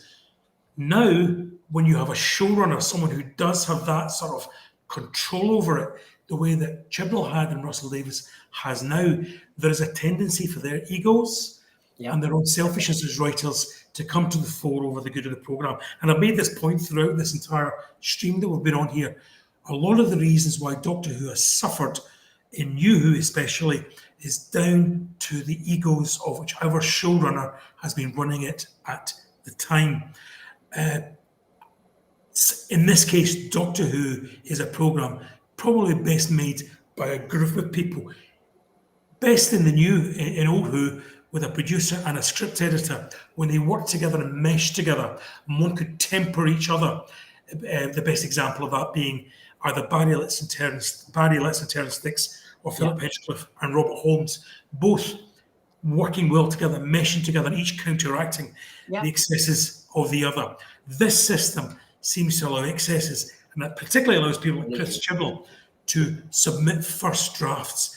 I'm not so sure that 101st draft submitted by Chibnall would be worth reading or viewing. And I know absolutely spot on with that. But we know Chib's history, because there is one point in RTD's original run. Do you remember the episode 42? Yes. Yeah. That was written by Chibs, but it was so badly written that apparently RTD had to go back and make changes to it. And it's still a pretty poor, you have seen the episode, it's still pretty poor. That's the one with Michelle Collins in it, where they're down toward the sun. Stephen Moffat had the same issue with the Silurian episodes in Matt Smith's first season, the Hungry Earthy, the same. Yeah. One wonders how they gave Chibnall any sort of gig, let alone the top gig, given his history within this programme. I agree with you. It was madness. When he was announced, I was like, are they for real? Are they actually trying to kill the show? Because his history on Doctor Who, just on Doctor Who, if you look at what he has written, if you look at that compared to what RTD has written and Stephen Moffat has written, can you say that he was the natural successor? No. I still, that announcement still baffles me to this day. That whole thing and how it came about, Moffat coming out saying he got him drunk and told him he was taking over. I don't know if that was just Moffat being Moffat, but if that's the way it occurred and they actually brought him into a room, got him drunk, had a meal, whatever, and said, oh, you're taking over Doctor Who, after he basically, and remember, this is a man that had turned this show down before. He was given this opportunity to take Doctor Who after RTD was originally leaving, and he turned it down. And that's when Moffat stepped in. This is the great BBC working, sanctimonious and everything. Yet they give, as Peter Harrington says, big mates. Chibnall, Moffat, RTD. Really, it should have been out to tender. You can't just say a major program like Doctor Who, as it had become global, and suddenly you hand it to a mate. And yes, like Cinnamon says, I was going to say this name as well. I'm saying it now. Toby Whitehouse should have become showrunner. The poor man, what did he do? He did that other one instead, The Living Dead. What was it called? The Walking Dead. What was it called? He did another series that was very successful.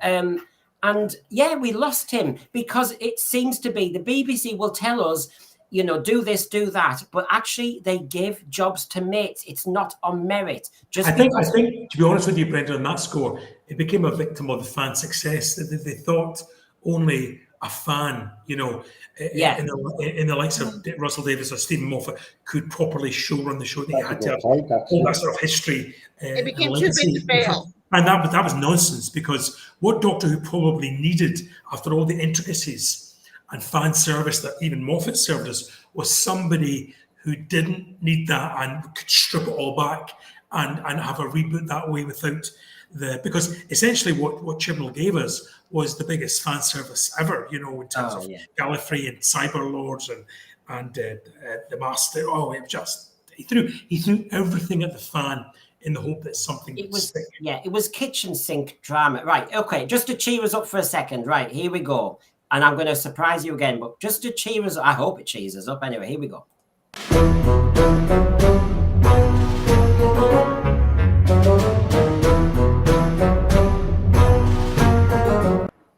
Right, what the hell am I doing? Right, okay, this is Antique Roadshow. I'm going to show you some items from Timeless Children that we'd like to bring back under the care of a good custodian. Give me that. And which character or so. Now, let me just show you them again. So you have to bring one back. It's like the repair shop, Antiques Roadshow. You've got the division on the side there. You've got Tecteun, I hate saying that name. It's awkward to say. You've got, I've forgotten his blooming name. I had it earlier. What's his name? Yeah, that's it, Ashad. You've got the Cyber Masters that I know Noah likes, and then the Cyberium. So if I just put that to the side, right, okay. Does anybody want to have a dig at what they would like to lovingly restore in this new iteration? You've got to pick one. I will go first. I will restore Ashad because I found him totally creepy. He was scary. And that is under a proper handling, he could be a really good villain. I would go for him. Okay, no. I'd have to agree. I think the only thing, and again, this is what annoyed me about Chibs, you had an interesting idea there, and you never really developed it. So yeah, the Lone Cyberman would be definitely a character I would like to see return, just to find out more about this character, because there was interesting threads. See, again, he starts off with interesting threads, Chibs, but he forgets to tie them all together to make them connect, or they never really go anywhere. So yeah, I'd go with the Lone Cyberman. Yeah, because I was saying to Michelle before we started our stream tonight, I was saying the actual Cybermen didn't need to be in this story at all. Why he blended them together was no need, and then he ruined them. Ascension was a much better episode. It was creepy. As I said, the 13th Doctor felt like the Doctor when she was telling her companions, "No, you're not. You're going to do this. You're not going to follow me. You're going to stay here. I'm doing this alone." She felt like the Doctor. It was creepy. There was potential. I mean, the fam actually had stuff to do. Graham was used well. Ryan was used well. Even Yaz was used well. It had potential. She's amazing. She's amazing. Yeah. Well, they all had potential. They all had what I felt like character growth, and it all went downhill the minute the portal opens up to Gallifrey. I mean, you build up a fantastic character like a Shad, and then you minimize him so easily. You had, for God's sake, you had a really interesting character. What was his name? I've got it down here. Let me just get the ticket tip going there. What was it? Ian McElhenney, Co-Shamus. And he was the one who actually said, "I'll do the self-destruct, and you get away, Jodie. You get back to your TARDIS, and I'll destroy." And you're killing some interesting characters, but the issue I had here with the Shad was he brought the only suspense to the episode, I thought. It was that moment when they're all hidden in cyber suits. And even the dialogue helped when you knew that it was smeared with human flesh inside. And that was creepy. That was creepy, and it was suspenseful. And it was all thanks to a Shad. And you know, he was going to look at each one and all the rest of it. And of course, then you minimize him because you've destroyed the master and turned the master into this wild, salivating Jim Carrey Riddler who jumps around and messes on and is just too mad. Oh I yeah, but don't know. I actually liked it. That's Did the you? one thing of the Chibs era I actually liked was Sasha Dewan's master. Did you? I actually liked that out of control master. I think when John Sim tried to do it, it didn't quite pull off, and we had the whole Skeletor master thing going on there. Do you remember that? But I actually liked that. That was another thing. If you had had his face up there, that would be another. Yeah. I wouldn't want Sasha Dewan's master replaced. I would like to see Sasha Dewan actually continue his role as the master. Obviously, RTD would have his ideas, but I would bring Sasha Dewan back. I thought his master was an absolute lunatic, and I love that about that version of the master. But would RTD? Well, if RTD is still going to be, you know, he's all about his inclusion and diversity, as he seems to be. Well, then you've got the perfect master there in Sasha Dewan because he tick a box for you. But I actually like him. I actually like Sasha Dewan as an actor as well. So I'd love to see him back in this new era and face off against Shooty's Doctor. Oh man, that'd be something to behold, I have to say. So, John, what are you gonna restore lovingly? I'm going to be boring and to agree with everybody else. It's the only thing worth saving amongst all the other garbage that's up there. Interestingly, the story that Ashad, the lone sideman, was introduced in was Chris Chibnall's best. It was creepy. It was fun. It was great, and it wasn't Chris Chibnall's. Funnily enough, it was written by somebody else, and that just shows you that a lady called Maxine Alderton, who wrote more of Emmerdale, the soap opera, than she had ever done about Doctor Who, had a handle on this programme more so than the showrunner himself. I absolutely agree. So more from Maxine, please, and less from Chris Chibnall, who is, of course, a hack. And this is the very point we were saying. Not having fans write for it anymore. Terry Nation wasn't even a science fiction writer, but he wrote I know he did repeat formulas, but Planet of the Daleks and the Daleks to me is still different enough. You know, he could write the Daleks well, and he could tell a good yarn. And so Terry Nation. Terrifying the Daleks, though. Sorry? I mean, they were terrifying, the Daleks, back in the day. Mhm. That's the thing about Terry Nation. Terry Nation is a bit like, and I hesitate to use the words Jeffrey Archer in an open forum, but Terry Nation, like Jeffrey Archer, is not going to win any awards for literary prowess, but they are good storytellers. Yeah. And that's what Doctor Who needs. It needs good storytellers. That's Jeffrey Archer, the reason why he sold so many books is because his books are available at airports, a bit like James Patterson, and they are page turners. People want to move on to the next page. Doctor Who has to be like that. And if someone like Maxine Alderton knew exactly what the component parts were of Doctor Who and knew how to appeal to the casual viewer as well as the fan viewer just to get people on board. And for once in a long, long time, a Cyberman was truly frightening. Yeah. That scene with the child was truly go, what's this creature going to do with this baby? That was really unsettling. Mm-hmm. Yeah. Of course, later on. You're absolutely right. Out of all of the writers he brought in, she was the only one. No, her and what was his name? Metigue. Pete, is it Pete Metigue? Metigue, yes.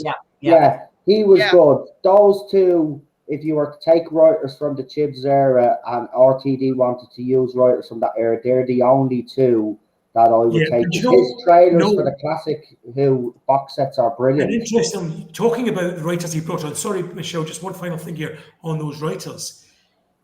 The episode I think we can all agree where Doctor Who hit rock bottom, both for viewers and fans alike, was the Sea Devils episode. And the original, of course, was a Chris Chibnall fronted episode with another writer called Ella Lane. And when I was reading about the history of this episode, apparently she had nothing to do with Doctor Who. She didn't know much about the programme. She didn't know much about science fiction or storytelling. But she did, however, write well for lesbian relationships, which is why she was brought in to help manage the Thasmin side of things, which was, of course, just about 3 lines towards the end. So you go, give me a break.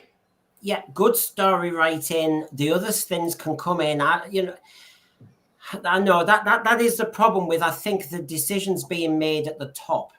We've mentioned that Chris Chibnall didn't seem to have some kind of ringman or woman who would actually script edit and keep an eye on stuff. That he, like RTD now, is supposed to be the custodian and curating the Doctor Who, well, isn't. And then when you've got the amateur writer to Doctor Who or the amateur writer to sci-fi, that they can just focus on storytelling. And then, of course, as we've noticed, with the 3 specials, the message is there. And the message seems to be more important because it's levered in. It's forced in rather than just tell a good yarn, which leaves me feeling like that. That's how I feel when and I think it was Garbage who said in the thread, he said he's only watched Timeless Children once. And I wanted to respond, just don't watch it again, because I was apologetic in our house for having to watch that again, because it got me in a bad mood. It got Jamie in a bad mood. I thought, it was just, it was unsettling. And I feel sorry for all the people behind the scenes in Doctor Who, the special effects, makeup, costumes, set designers, everything, because I have to say, they're knocking it out the park at the moment with Doctor Who. It's the writers who are not. And that's the disappointment. And it's the full reversal from 70s, 80s Doctor Who, isn't it? It's the full reversal. I go back and maybe argue that the showrunner shouldn't write for the show. They got too much to do to manage and curate a show. You never saw in the classic era the showrunners write an episode. JNT never wrote an episode of Doctor Who, and that probably was a good thing that he didn't do an episode. I think they have so much to do; they don't have time to write. And also, who is going to have the backbone to go to your boss and say, "Boss, this is awful." Yeah, I know. This isn't good, because they are the celebrity writer. They are the celebrity person. The old show, it tended to be the script editor who sort of ran the Eric Sables, the Terence Sticks, the Robert Holmes. They ran the way the program was going to go in terms of stories. Worked out with the producer, of course, but it was the script editor who conducted, if you like, the task of looking at episodes and restructuring them, sometimes a page 1 rewrite, as Terence Sticks would call it, and totally refixing that. What's wrong with the current system is that the showrunner is basically producer and script editor in one role, and they don't have anybody, and particularly someone like Chibnall and Russell Davis, particularly Chibnall, because he's no talent, needs this more so somebody above them to say, no, that's garbage, that's not good enough, you have to go away and do that again. And at the moment, there's nobody there to do that job. And that's what's wrong with the current storytelling process in Doctor Who. You've either got hacks like Chibnall getting away with murder, or you've got talented people like Russell Davis who still need people above them being able to say too much, too little, not enough, and needs more of this, needs less of that, and they still need that. He's fallen into the Stephen Moffat issue as well, which is he's overstretched. He's writing too many episodes. Yeah. And so you've got a showrunner at the moment, and I think Chris Chibnall fell into this. You're writing too many episodes.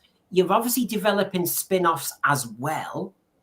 And you've got nobody to put the brakes on when you overreach. And that concoction is so dangerous. The last 6 episodes, from Sea Devils to Church on Ruby Road, were all written by the showrunner.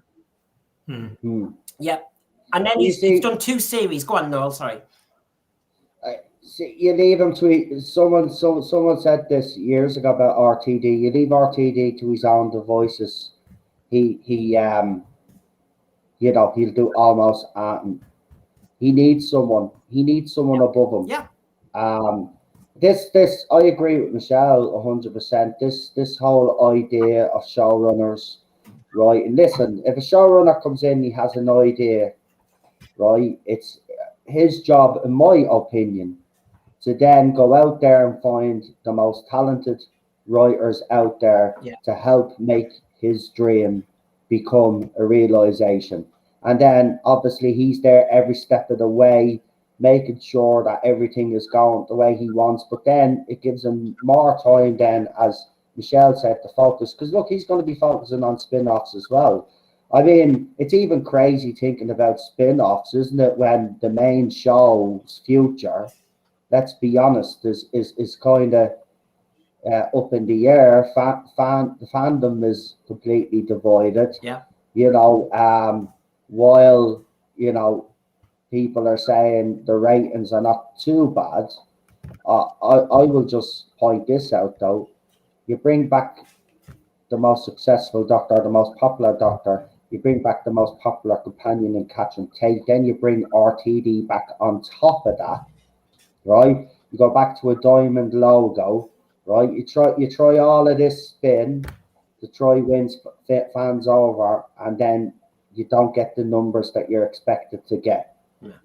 I really want this show to work. I want to be able to sit down Saturday night and actually come on then on my channel and brag how great Doctor Who was. That's all I want. Right? People think I hate the show. Right? I don't hate it. No. I keep arguing about what's happening with the show because I care. Yeah. Because all it would take is for look, so I'm not asking the showrunner or the people behind Doctor Who to explicitly listen to me or to any fan out there, right? But what you should be doing is hearing what they're saying, and maybe take it on board. And you know, it hasn't worked the last 5 years under the previous regime. Maybe try something a little different this time. But it seems like RTD is going down the same route, except I think he's going to be worse than Chibs, by the way. Instead of just writing the best sci-fi episodes you can for the show, bring in the best in class and writers, and really look at if Doctor Who's that good, right? I don't buy into this whole thing. Doctor Who's for everybody and all of this, right? I used to say it, but it's not true, right? These are unique franchises, right? Sci-fi is a unique genre, right? Unfortunately, it's not for everybody. That's why there's so many genres, so we can all find our little genre that we belong in, right? Sci-fi is mine, right? Sci-fi, horror, that's me. I love me action movies, all of that. But sci-fi primarily is my go-to genre, right? The problem is with modern TV is that showrunners, executives, studios want all of these franchises to appeal to everybody. And that's their biggest downfall, because you're never going to please everybody. No. What they should concentrate on, as I said, going back to those roots, writing some fantastic stories, develop those characters, and if your show is good enough, it will gain an audience. It doesn't matter then what the genre is. If it's a good, well-written, well-acted, right, and word of mouth as well is very important. Fans like us, you know, screaming through you should check out Doctor Who, it's great, blah, blah, blah. That all works. You'll get an audience, you know, but he's trying to manufacture an audience. That's what I would say. And that's what to reinforce your point, I mean, Chris Chibnall actually said, as part of his tinkering around, he actually said he wanted this origin story to create new stories. But that's lazy. That's absolutely lazy. You can do it a different way. If you can't do good sci-fi without doing origin stories and changing everything again, you can't do sci-fi. It's as simple as that. Now, we've really used an awful lot of time. I totally appreciate everybody's efforts tonight. So we're going to wrap up now. I know, Noel, do you want to shout out your show? You've invited me on it. I'll come on again, but you're going to have a little rest and do your show. So do you want to do a shout out for yourself there? Yeah, I'll probably be on in about 10 minutes. We're going to talk about the obsession with Shooty Gatwa from the other side. And also, we're going to talk about the Fugitive Doctor's character options. Yes. And why they're still flogging this absolute insane era of Doctor. See, that worries me as well. You know, the fact that, you know, they're still, and it's under the new RTD Diamond logo now. Yeah. That worries me because I said something in a private chat, and I'll just reveal it here. What if, because remember, this boy generation thing now also means that the Fugitive Doctor is out there as well. I wouldn't be surprised if RTD brought back Joe Martin's Fugitive Doctor. Well, you're going to have to give us a chance to all go to the toilet and then tune into your channel in about 10 minutes then. And I'll tell you what, I will gladly come on another day. I tell you what, Noel, because you've bigged up our channel. You've been a good support in December when I came on twice. I really enjoyed it. And thank you very much for coming on our channel. I've really appreciated the discussion. And thank you, Michelle, for giving me 2 hours of your time. And thank you, John, for equally giving me 2 hours of your time. I know it's pressing. I know there's other issues. So I really do value that. Thank you very much. And hello, Cinnamon. I know you're falling in and out. We'll talk tomorrow. But you can't get rid of me. I'm back. Well, thank you, everybody. Did I tell you? Oh, I didn't tell you, did I? I took over North Stream the other week. Literally, I took over, kicked him off. His computer crashed, and that was it. We ended the stream with me as in charge of it. I am very persistent. He's going to do this to me, Noel. I know what's going to happen. He's going to take over the world. It's gone to his head. Yeah, I know. Anyway, I'm good night, mad. everybody. Good night, everyone. No.